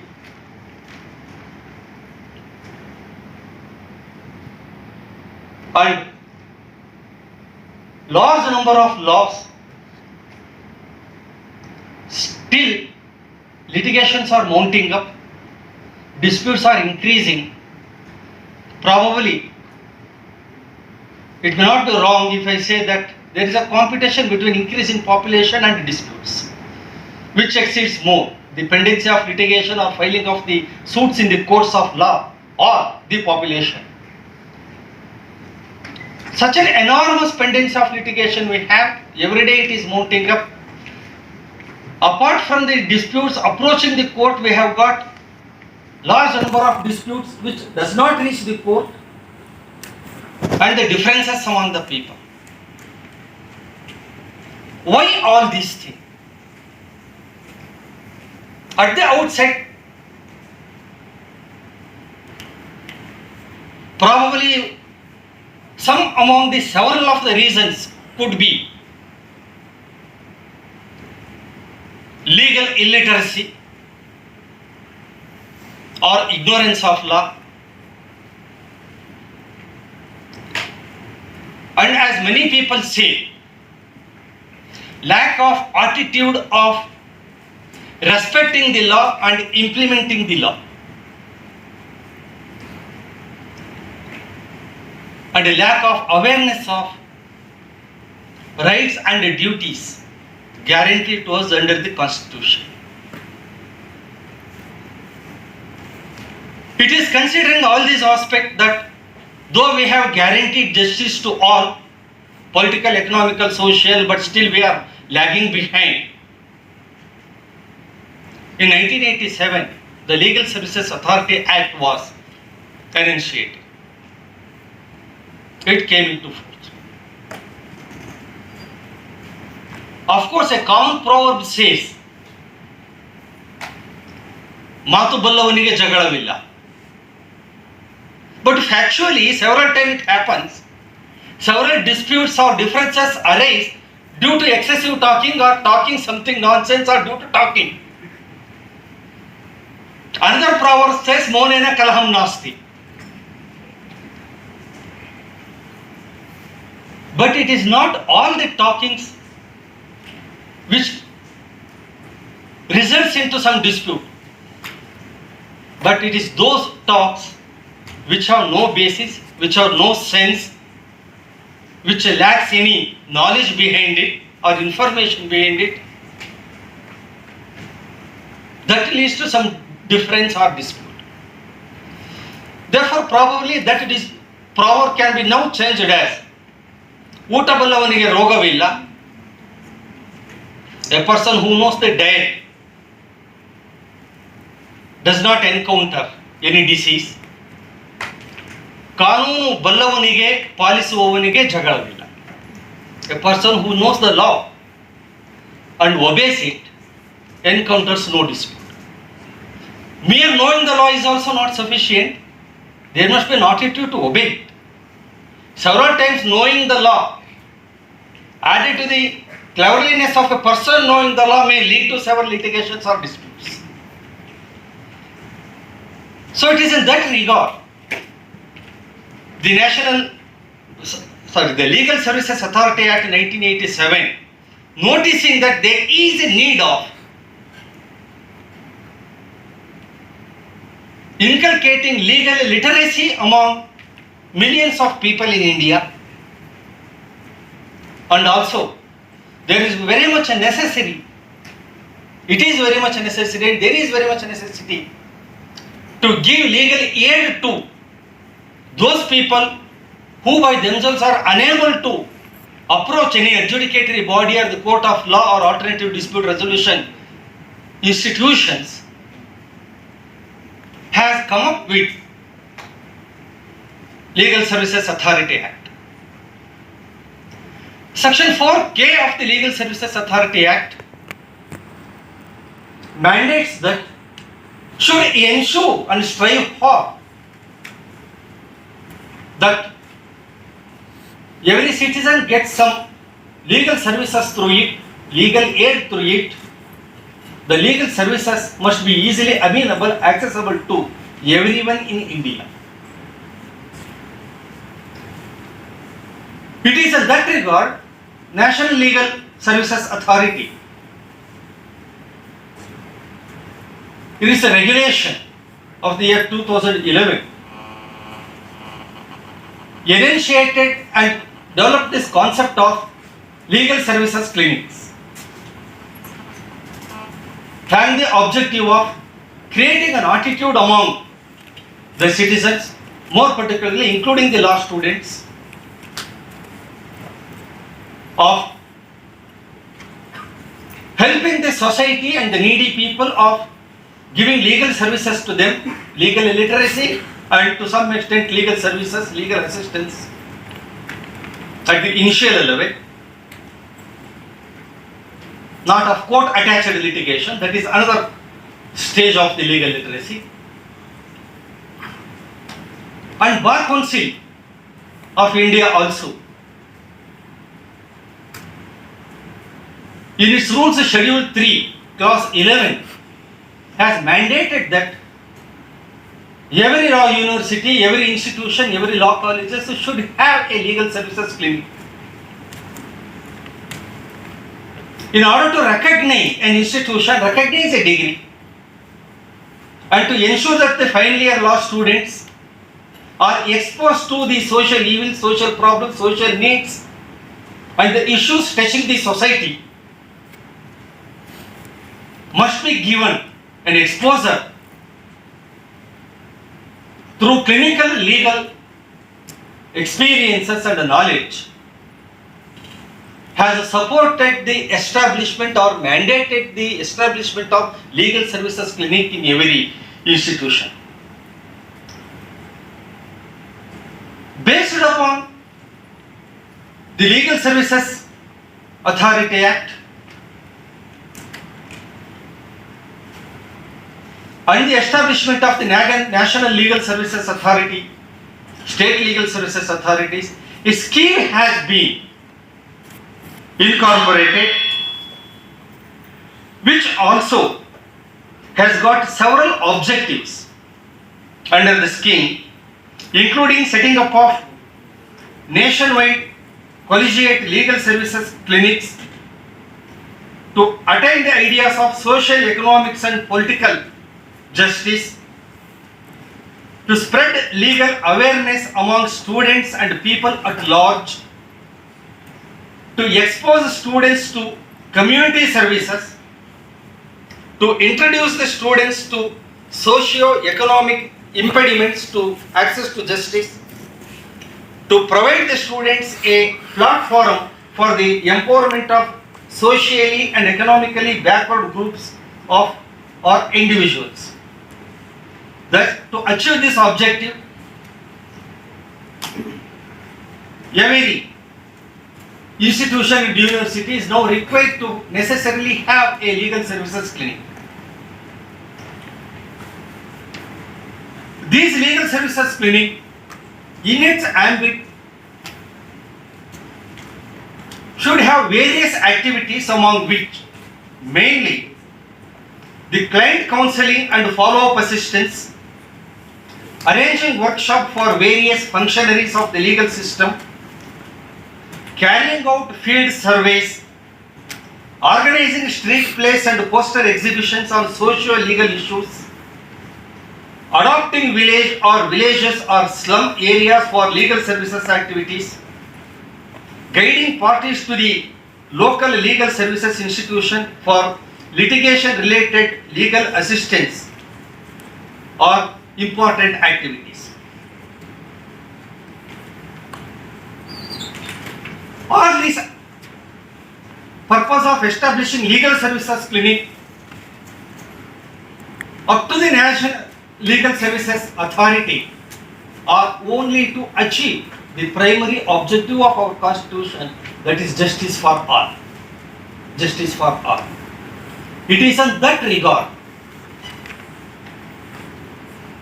The role of legal services clinic in every university, colleges and education institutions plays a pivotal role in building a healthy society and achieving the true objectives of the Indian Constitution. This concept is not new. This concept of having legal services clinic is not new or not invented only in the year 2021 or 2022.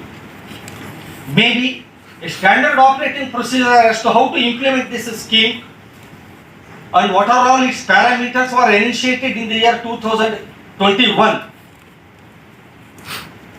And the said standard operating procedure was released by Honorable Mr. Justice U. Lalit, Executive Chairman of the National Legal Services Authority and the present sitting judge of the Honorable Supreme Court of India in October 2021. But 1.5 decade earlier to that was in the year 2008 itself, this concept of imparting legal education or legal literacy and legal assistance through the educational institutions, not just confining to the law colleges, but all educational institutions, was there and was effectively being implemented.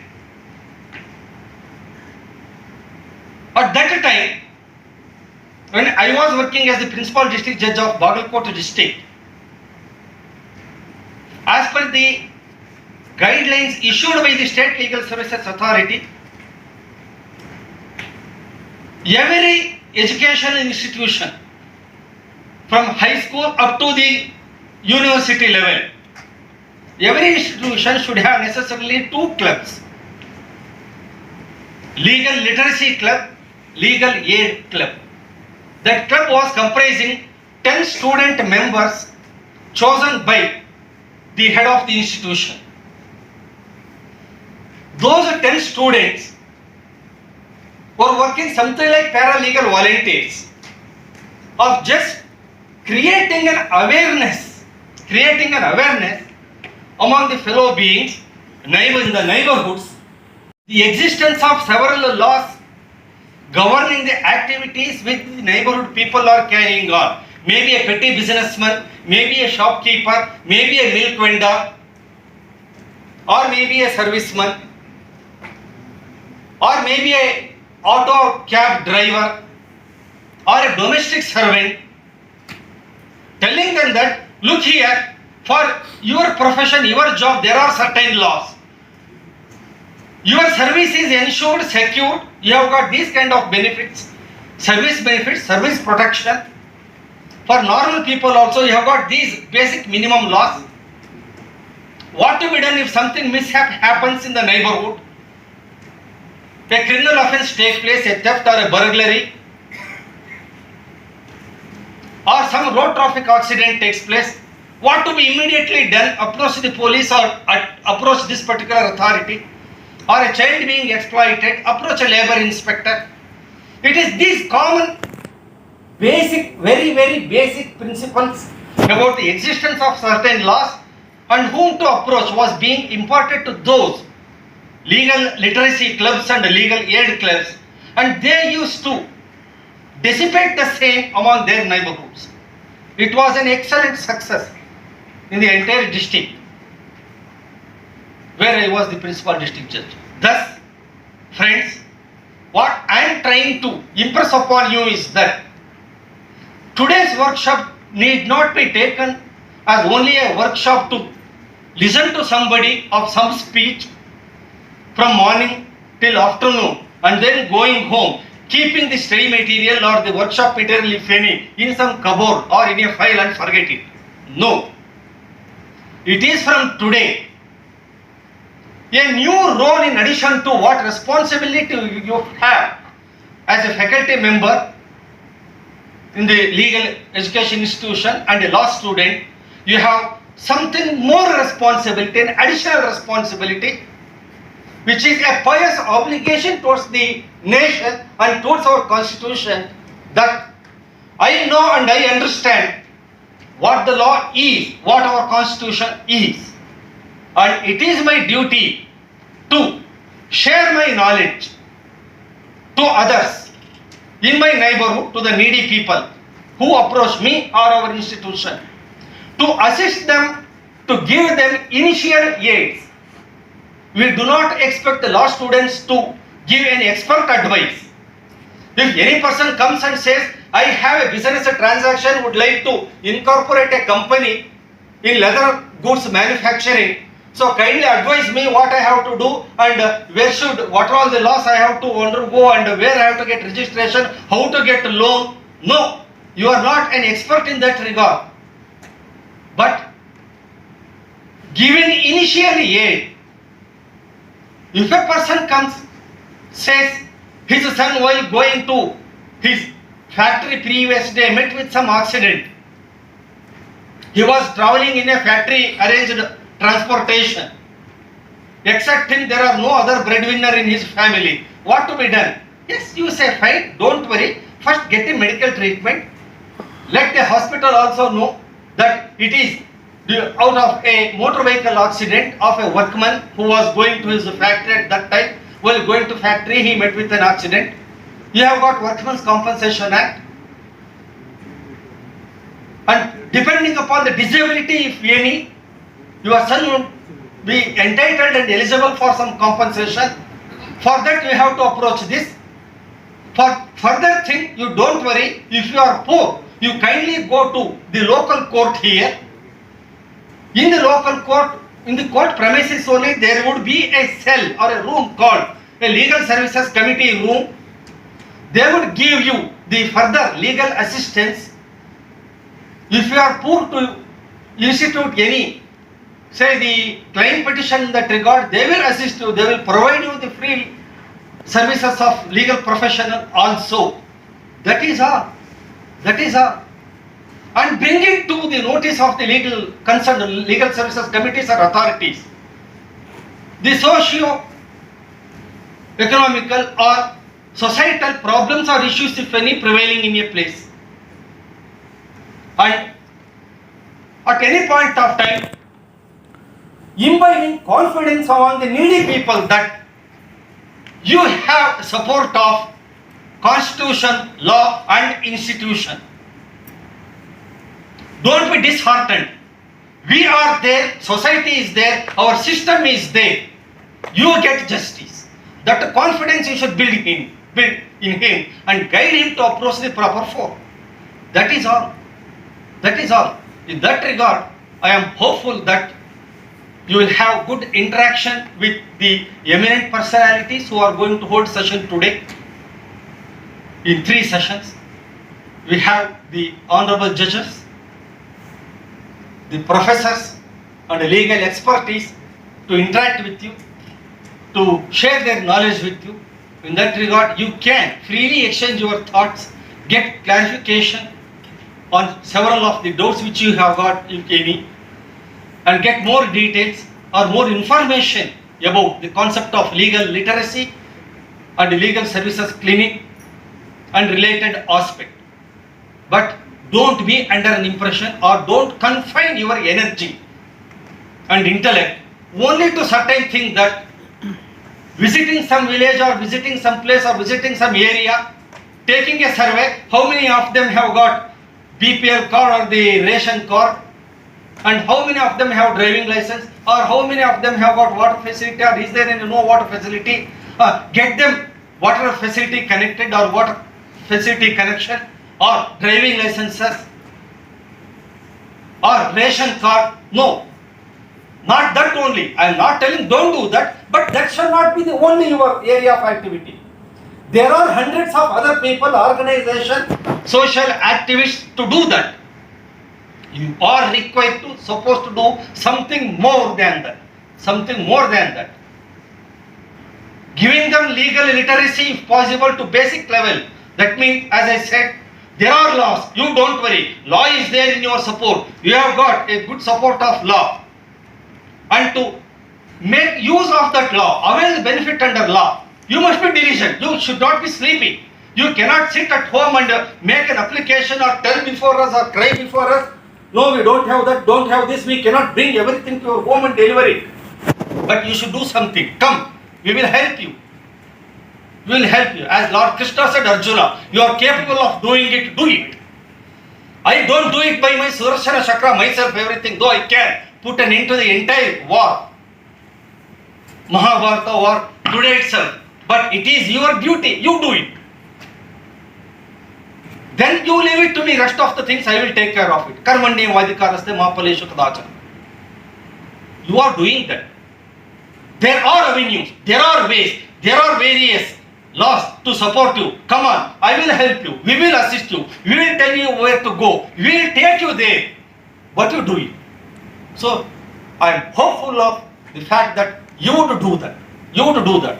Not just confining to some preliminary activity, being law students and maybe law graduates who are doing PG, they are already law graduates, under the able guardianship of your faculty members and with the active cooperation of the local legal services authorities and committees.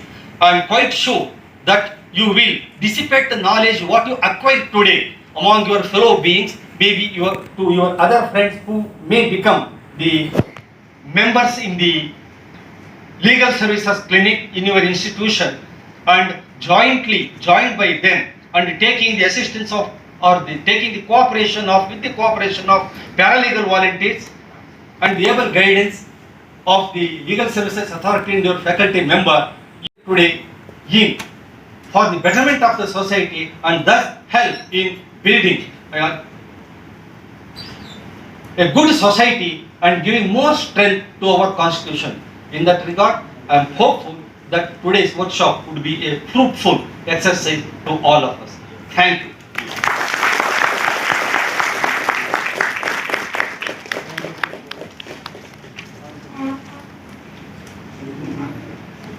Thank you, sir. Sir P. Ishwar Bhatt, Vice Chancellor, Karnataka State Law University, Hubballi, to kindly deliver the presidential remarks. Please, sir. ನ್ಯಾಯಮೂರ್ತಿಗಳಾದ Shri B ವೀರಪ್ಪನವರೇ, ಗೌರವಾನ್ವಿತ ನ್ಯಾಯಮೂರ್ತಿಗಳಾದ doctor H B Prabhakar Shastri ಅವರೇ, ಶ್ರೀ ಉಮೇಶ್ ಅಡಿಗ ಅವರೇ, Shri H Shashir Shetty ಅವರೇ, ಶ್ರೀ ಶ್ರೀಧರ್ ಪ್ರಭು ಅವರೇ, ಹಾಗೂ ಇಲ್ಲಿ resource persons ಆಗಿ ಬಂದಿರುವಂತಹ ವಿಘ್ನೇಶ್ ಕುಮಾರ್ ಅವರೇ ಮತ್ತು ನೆರೆದಂತಹ ಎಲ್ಲ ಗಣ್ಯರೇ, ಆಹ್ವಾನಿತರೇ, ಮುಖ್ಯವಾಗಿ ಎಲ್ಲ ಕಾನೂನು ಕಾಲೇಜುಗಳಿಂದ ಬಂದಂತಹ ವಿದ್ಯಾರ್ಥಿಗಳೇ ಮತ್ತು ಅಧ್ಯಾಪಕರೇ, ಲೀಗಲ್ ಸರ್ವಿಸ್ ಆಕ್ಟಿವಿಟೀಸ್ನ ಕುರಿತಾಗಿ ಒಂದು ಝೋನಲ್ ವರ್ಕ್ಶಾಪ್ ಮಾಡಬೇಕು ಅಂತ ಹೇಳಿ ಕರ್ನಾಟಕ ಸ್ಟೇಟ್ ಲೀಗಲ್ ಸರ್ವಿಸ್ ಅಥಾರಿಟಿಯವರು ಹೇಳಿದಾಗ ನಾವು ಬಹಳ ಸಂತೋಷಪಟ್ಟೆವು. ಯಾಕಂದರೆ ನಾವು ಲೀಗಲ್ ಸರ್ವಿಸ್ ಅಥಾರಿಟಿಯವರ ಏನೆಲ್ಲ ಡೈರೆಕ್ಷನ್ಸ್ ಇನ್ಸ್ಟ್ರಕ್ಷನ್ಸ್ ಎಲ್ಲ ಇದೆಯೋ ಅವರ ಮ್ಯಾನ್ಯುವಲ್ ಮತ್ತೊಂದೆಲ್ಲ ಅವರಿಗೆ ಕಮ್ಯುನಿಕೇಟ್ ಮಾಡಿದರೆ ಅದಕ್ಕೆ ಅಷ್ಟೊಂದು ರೆಸ್ಪಾನ್ಸಸ್ ಬರ್ತಾ ಇರಲಿಲ್ಲ. ಈಗ ತಾವೇ ಬಂದರೆ ಅದು ಹೆಚ್ಚು ಎಫೆಕ್ಟಿವ್ ಆಗ್ತದೆ, ಸ್ಫೂರ್ತಿದಾಯಕ ಆಗ್ತದೆ, ಮತ್ತು ಎಲ್ಲರನ್ನು ಕೂಡ ಎಚ್ಚರಿಸಿದಾಗ ಆಗ್ತದೆ, ಮೋಟಿವೇಟ್ ಮಾಡಿದಾಗ ಆಗ್ತದೆ ಅಂತೇಳಿ. ಹಾಗಾಗಿ ಝೋನಲ್ ವರ್ಕ್ಶಾಪ್ ಮಾಡೋದು ಬಹಳ ಒಳ್ಳೆಯ ಕೆಲಸ. ಅದರಿಂದಾಗಿ ನಾವು ಲೀಗಲ್ ಸರ್ವಿಸ್ ಕ್ಲಿನಿಕನ್ನು ಹೇಗೆ ನಡೆಸಬೇಕು, ಲೀಗಲ್ ಸರ್ವಿಸ್ ಕ್ಯಾಂಪನ್ನು ಹೇಗೆ ನಡೆಸಬೇಕು ಅನ್ನೋದ್ರ ಕುರಿತಾಗಿ ಒಂದು ಟ್ರೈನಿಂಗ್ ಕೊಟ್ಟಾಗ್ತದೆ. ಹೆಚ್ಚಿನ ಲಾ ಕಾಲೇಜುಗಳಲ್ಲಿ ಇವತ್ತು ಲೀಗಲ್ ಏಡ್ ಕ್ಲಿನಿಕ್ ಇಲ್ಲ, ಮೊದಲು ಇರಲಿಲ್ಲ. ಮತ್ತು ನಾವೀಗ ಕಳೆದ 1 ವರ್ಷದಿಂದ ಎಲ್ಲ ಇನ್ಸಿಸ್ಟ್ ಮಾಡಿ ತಿಂಗಳಿಗೊಮ್ಮೆ ನಾವು ಸರ್ಕ್ಯುಲರ್ ಕಳಿಸಿ ಅವರಿಗೆ ಪರ್ಸುವೇಟ್ ಮಾಡ್ತಾ ಇದ್ದೀವಿ. 40 ಕಾಲೇಜಸ್ ಲೀಗಲ್ ಕ್ಲಿನಿಕ್ ಏರಿದೆ, 140 ಇದೊಂದು ಸೇರಿ 106 ಲಾ ಕಾಲೇಜಸ್ ನಮ್ಮ ಎಫಿಲಿಯೇಷನ್ ಅಡಿಯಲ್ಲಿವೆ. ಲೀಗಲ್ ಏಡ್ ಕ್ಲಿನಿಕ್ ಅವರು ಹೆಸರಿಗೆ ತೋರಿಸ್ತಾರೆ, ಎಫಿಲಿಯೇಷನ್ಗೆ ಪರ್ಪಸ್ಗೆ ನಮ್ಮಲ್ಲಿ ಲೀಗಲ್ ಏಡ್ ಕ್ಲಿನಿಕ್ ಇದೆ ಬೋರ್ಡು ಮತ್ತೊಂದೆಲ್ಲ ತೋರಿಸ್ತಾರೆ, ಕೆಲವು ಫೋಟೋಗಳನ್ನು ತೆಗಿಸ್ತಾರೆ. ಇಂಥ ವಿಲೇಜ್ಗಳಿಗೆ ಹೋಗಿದ್ದೆವು, ಇಷ್ಟು ಆಕ್ಟಿವಿಟಿ ಮಾಡಿದ್ದೆವು, ಮತ್ತೊಂದು ಫೋಟೋ ಮತ್ತೊಂದೆಲ್ಲ ತೋರಿಸ್ತಾರೆ. ಆದರೆ ಕಾನೂನಿನ ಸೇವೆ ಅನ್ನುವಂಥದ್ದು ಒಂದು ನಿತ್ಯ ಪೂಜೆ ಆಗಬೇಕು. ದಿವಸಾಲು ಅಲ್ಲಿ ಕೆಲಸ ಆದರೆ ಮಾತ್ರ ಅದರಲ್ಲಿ ಕಮ್ಯುನಿಕೇಟ್ ಆಗ್ತದೆ. ಈ ದೃಷ್ಟಿಯಿಂದ ನಾವು ಲೀಗಲ್ ಏಡ್ ಕ್ಲಿನಿಕನ್ನು ಹೆಚ್ಚು ಪರಿಣಾಮಕಾರಿಯಾಗಿ ಇಂಪ್ಲಿಮೆಂಟ್ ಮಾಡಬೇಕು ಅನ್ನುವಂಥ ಒಂದು ಉದ್ದೇಶದಿಂದ ಈ ಝೋನಲ್ ವರ್ಕ್ಶಾಪನ್ನು ಕಂಡಕ್ಟ್ ಮಾಡಿದ್ವಿ. ಝೋನಲ್ ವರ್ಕ್ ಅಲ್ಲಿಯ ಲೀಗಲ್ ಏಡ್ ಸರ್ವಿಸ್ನ ಕೋಆರ್ಡಿನೇಟರ್ ಅವ್ರನ್ನ ಬರಲಿಕ್ಕೆ ಹೇಳಿ ನಾವು ಇದನ್ನು ಟ್ರೈನಿಂಗ್ ಕೊಡಬೇಕು ಅಂತ ಹೇಳಿ ಆಲೋಚನೆ ಮಾಡಿದೆವು. ಇದು ಇವತ್ತಿನ ಎರಡು ಬಹಳ ಸ್ಫೂರ್ತಿದಾಯಕವಾದಂತಹ ಭಾಷಣ ಕೇಳಿದ ಮೇಲೆ ನನಗೆ ಅನಿಸ್ತದೆ ಈ ಒಂದು ಝೋನಲ್ ವರ್ಕ್ಶಾಪ್ ಮಾಡಿದ್ದು ಬಹಳ ಪರಿಣಾಮಕಾರಿ ಆಗ್ತದೆ, ಮತ್ತು ನೀವು ಅದನ್ನು ತುಂಬ ಅಪ್ರಿಷಿಯೇಟ್ ಮಾಡಿದ್ದೀರಿ, ರೆಸ್ಪಾಂಡ್ ಮಾಡ್ತೀರಿ, ಮತ್ತು ನೀವು ಅದನ್ನು ಪ್ರಾಕ್ಟಿಕಲ್ ಆಗಿ ಇಂಪ್ಲಿಮೆಂಟ್ ಮಾಡುವಂಥ ಒಂದು ಕೆಲಸವನ್ನು ಮಾಡ್ತೀರಿ ಅಂತ ಅಂದ್ಕೊಂಡಿದ್ದೇನೆ. ಬಹುಶಃ ನಮ್ಮ ಕಾನೂನು ಶಿಕ್ಷಣದಲ್ಲಿ ಒಂದು ದೊಡ್ಡ ಬದಲಾವಣೆ ಈ ಒಂದು ಲೀಗಲ್ ಏಡ್ ಕ್ಲಿನಿಕನ್ನು ಎಫೆಕ್ಟಿವ್ ಆಗಿ ಕಂಡಕ್ಟ್ ಮಾಡೋದ್ರ ಮೂಲಕ ಆಗ್ತದೆ ಅಂತ ಅಂದ್ಕೊಂಡಿದ್ದೇನೆ. Legal education should be socially responsible ಅಂದರೆ ಸಾಮಾಜಿಕ ಜವಾಬ್ದಾರಿ ಏನಿದೆ ಅದನ್ನು ಫುಲ್ಫಿಲ್ ಮಾಡೋದಂದರೆ ನೀವು ಕಲಿಯುವ ಸಮಯದಲ್ಲೇ ಆ ಒಂದು ಸೋಷಿಯಲ್ ರೆಸ್ಪಾನ್ಸಿಬಿಲಿಟಿಯ ಸೆನ್ಸ್ ಬರಬೇಕು. ನಿಮಗೆ ವಾಸ್ತವಿಕತೆ ಗೊತ್ತಾಗಬೇಕು. ಅಂದರೆ ನೀವು ಹಳ್ಳಿಗಳಿಗೆ ಹೋಗುವಾಗ ಅಥವಾ ಸ್ಲಮ್ ಏರಿಯಾಕ್ಕೆ ಹೋಗುವಾಗ ಅಥವಾ ವಿಕ್ಟಿಮ್ಸ್ಗಳನ್ನು ನೋಡುವಾಗ ನಿಮಗೆ ಅಲ್ಲಿ ಆ್ಯಕ್ಚುಯಲ್ ಸೋಷಿಯಲ್ ಎಕ್ಸ್ಪೀರಿಯನ್ಸ್ ಬರ್ತದೆ. ನೀವು ಅದಕ್ಕೆ ರೆಸ್ಪಾಂಡ್ ಮಾಡ್ತೀರಿ. ಮತ್ತು ಅದನ್ನು ಬರೀ ಪುಸ್ತಕದಲ್ಲಿ ಸಿಗುವಂಥ ಜ್ಞಾನಕ್ಕಿಂತ ಸ್ಟ್ಯಾಚ್ಯೂಟರಿ ಪ್ರೊವಿಷನ್ಸು, ನಂತರ ರೂಲ್ಸು, ಈಗ ನಲ್ಸಾ ಹೇಳಿದಂಥ ರೂಲ್ಸ್ ಇರ್ಬೋದು ಅಥವಾ ಸಂವಿಧಾನದಲ್ಲಿ ಹೇಳಿದಂಥ ತತ್ವಗಳು, ಇವುಗಳನ್ನೆಲ್ಲ ನೀವು ಜನರಿಗೆ ಮನದಟ್ಟು ಮಾಡಿದರೆ ನೀವು ಅವ್ರನ್ನ ಶಕ್ತೀಕರಿಸಿದಾಗ ಆಗ್ತದೆ, ಅವ್ರನ್ನ ಎಂಪವರ್ ಮಾಡಿದಾಗ ಆಗ್ತದೆ. ಹಾಗಾಗಿ ಈ ಒಂದು ವರ್ಕ್ಶಾಪ್ ಯಶಸ್ವಿ ಆಗ್ತದೆ ಅಂತ ಹೇಳಿ ನಾವು ನಂಬ್ಕೊಂಡಿದ್ದೇವೆ. ಇವತ್ತು ಎರಡನೇ ಸೆಷನ್, ಇದು ಒಂದನೇ ಸೆಷನ್ ಇನ್ನೂ ಶುರು ಆಗಬೇಕು.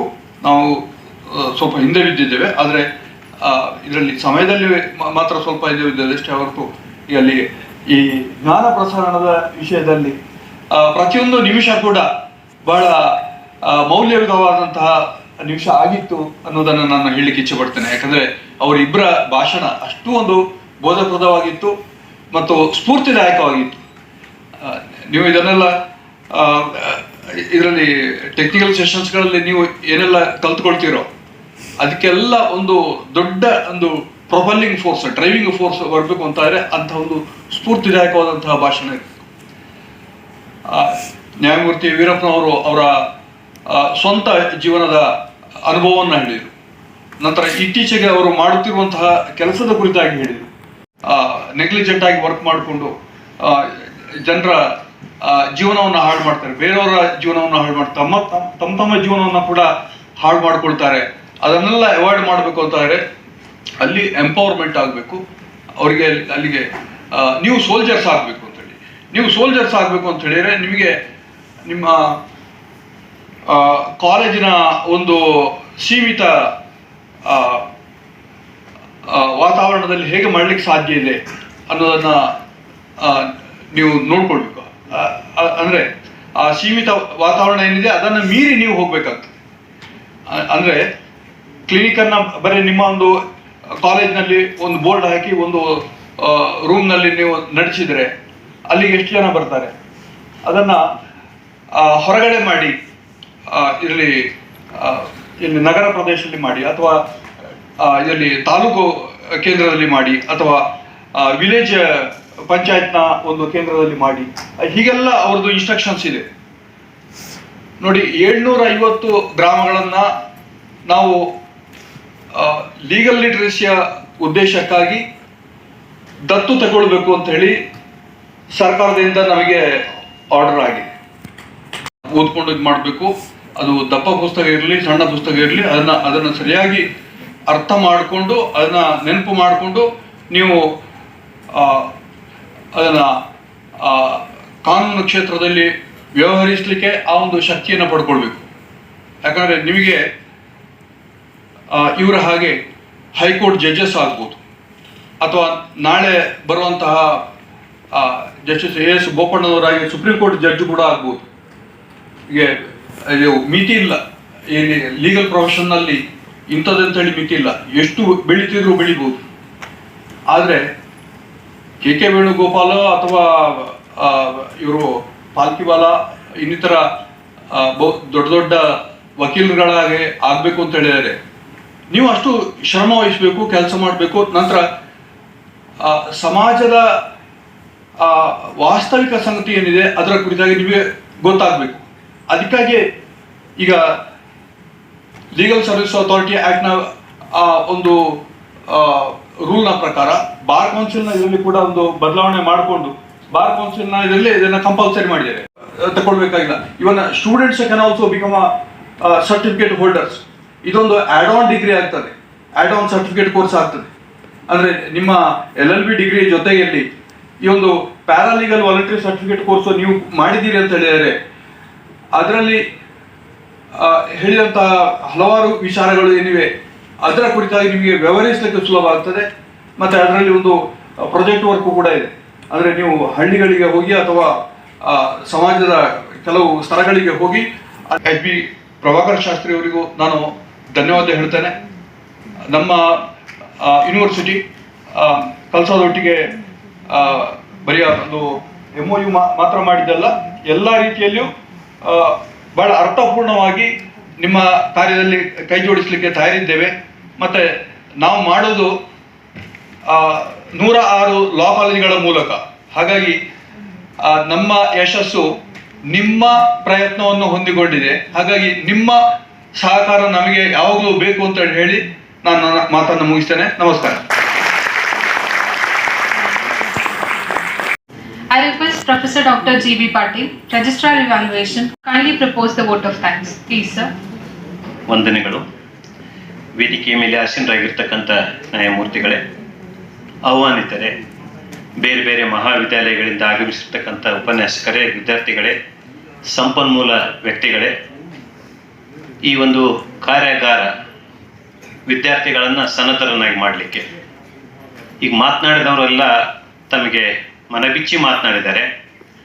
ಪ್ರಭಾಕರ್ ಶಾಸ್ತ್ರಿಯವರು ತಮ್ಮ ದಿಕ್ಸೂಚಿ ಭಾಷಣದಲ್ಲಿ ನೀವೆಲ್ಲ ಪಾಯಸ್ ಆಬ್ಲಿಗೇಷನ್ ನಮ್ಮ ಮೇಲಿದೆ, ಗುರುತರವಾದಂಥ ಜವಾಬ್ದಾರಿ ನಮ್ಮ ಮೇಲಿದೆ, ಈ ಸಮಾಜದ ಋಣ ನಮ್ಮ ಮೇಲಿದೆ, ಈ ಋಣವನ್ನು ಹೇಗೆ ತೀರಿಸಬೇಕು ಅನ್ನೋದ್ರ ಬಗ್ಗೆ ಸವಿಸ್ತಾರವಾಗಿ ಮಾತಾಡಿದ್ದಾರೆ. ಅವರು ಮಾನವ ಹಕ್ಕುಗಳ ಪ್ರತಿಪಾದಕರಾಗಿ ಬಹುಶಃ ಅವರ ಇತ್ತೀಚಿನ ಹಲವಾರು ನಿರ್ಣಯಗಳನ್ನು ನಾವು ಅವಲೋಕಿಸಿದರೆ ಪ್ರಭಾಕರ್ ಶಾಸ್ತ್ರಿ ಅವರಿಗೆ ಹೃತ್ಪೂರ್ವಕ ವಂದನೆಗಳನ್ನು ಹೇಳ್ತೇನೆ. ನಮಸ್ಕಾರ. ಇನ್ನು ವೀರಪ್ಪನವರು ಕರ್ನಾಟಕ ಉಚ್ಚ ನ್ಯಾಯಾಲಯದ ನ್ಯಾಯಾಧೀಶರು ಹಾಗೂ ಕಾರ್ಯನಿರ್ವಾಹಕ ಅಧ್ಯಕ್ಷರು.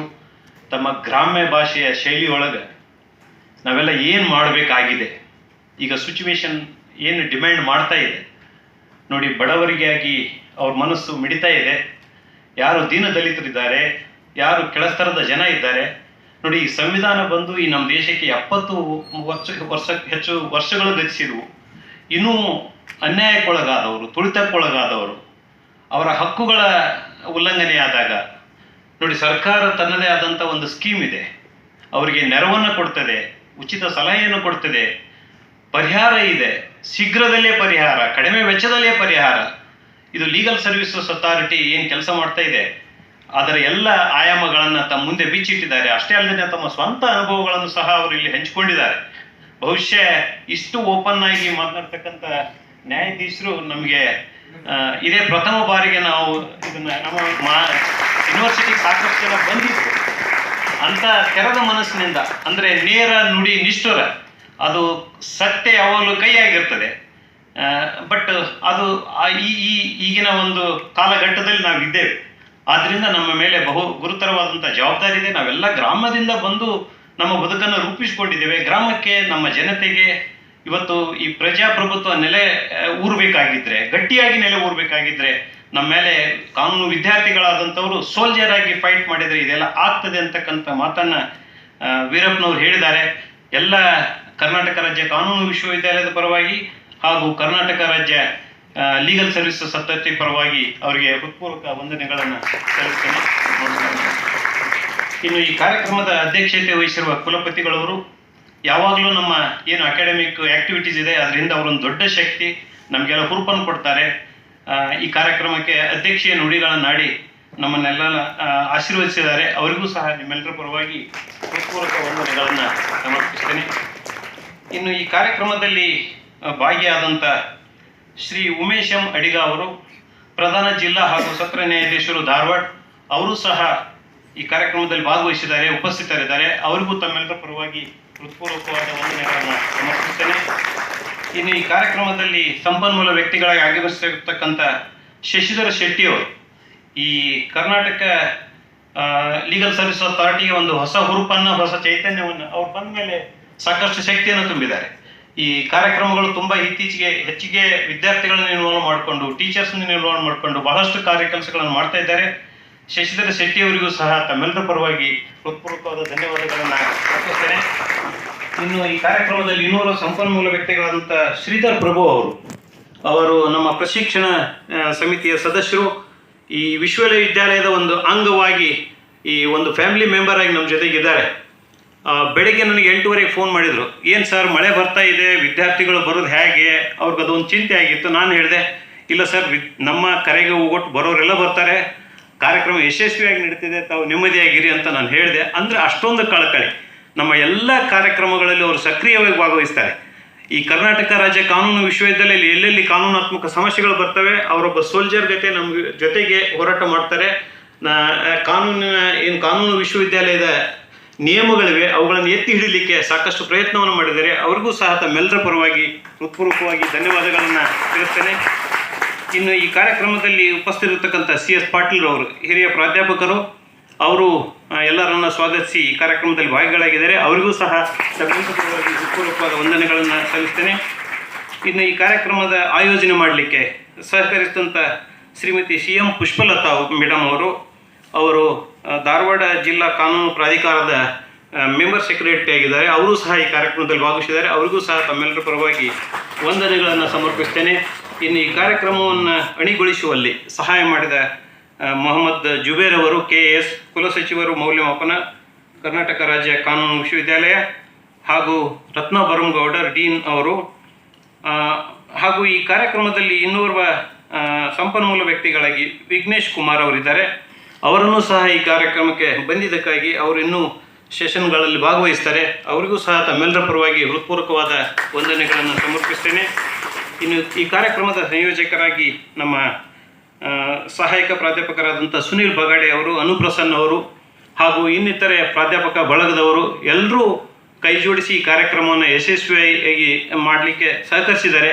ಎಲ್ರಿಗೂ ಮತ್ತು ಆಹ್ವಾನಿತರಿಗೂ, ವಿಶೇಷವಾಗಿ ಈ ಕಾರ್ಯಕ್ರಮಕ್ಕೆ ಆಗಮಿಸಿದಂಥ ಎಲ್ಲ ಮಹಾವಿದ್ಯಾಲಯಗಳ ಬಂದಂಥ ಎಲ್ಲ ಪ್ರಾಚಾರ್ಯರಿಗೂ, ಉಪನ್ಯಾಸಕರಿಗೂ ಹಾಗೂ ಆಹ್ವಾನಿತರಿಗೂ ನನ್ನ ವಂದನೆಗಳನ್ನು ಸಲ್ಲಿಸ್ತಾ ನನ್ನ ಮಾತನ್ನು ಮುಗಿಸ್ತೇನೆ. ನಮಸ್ಕಾರ.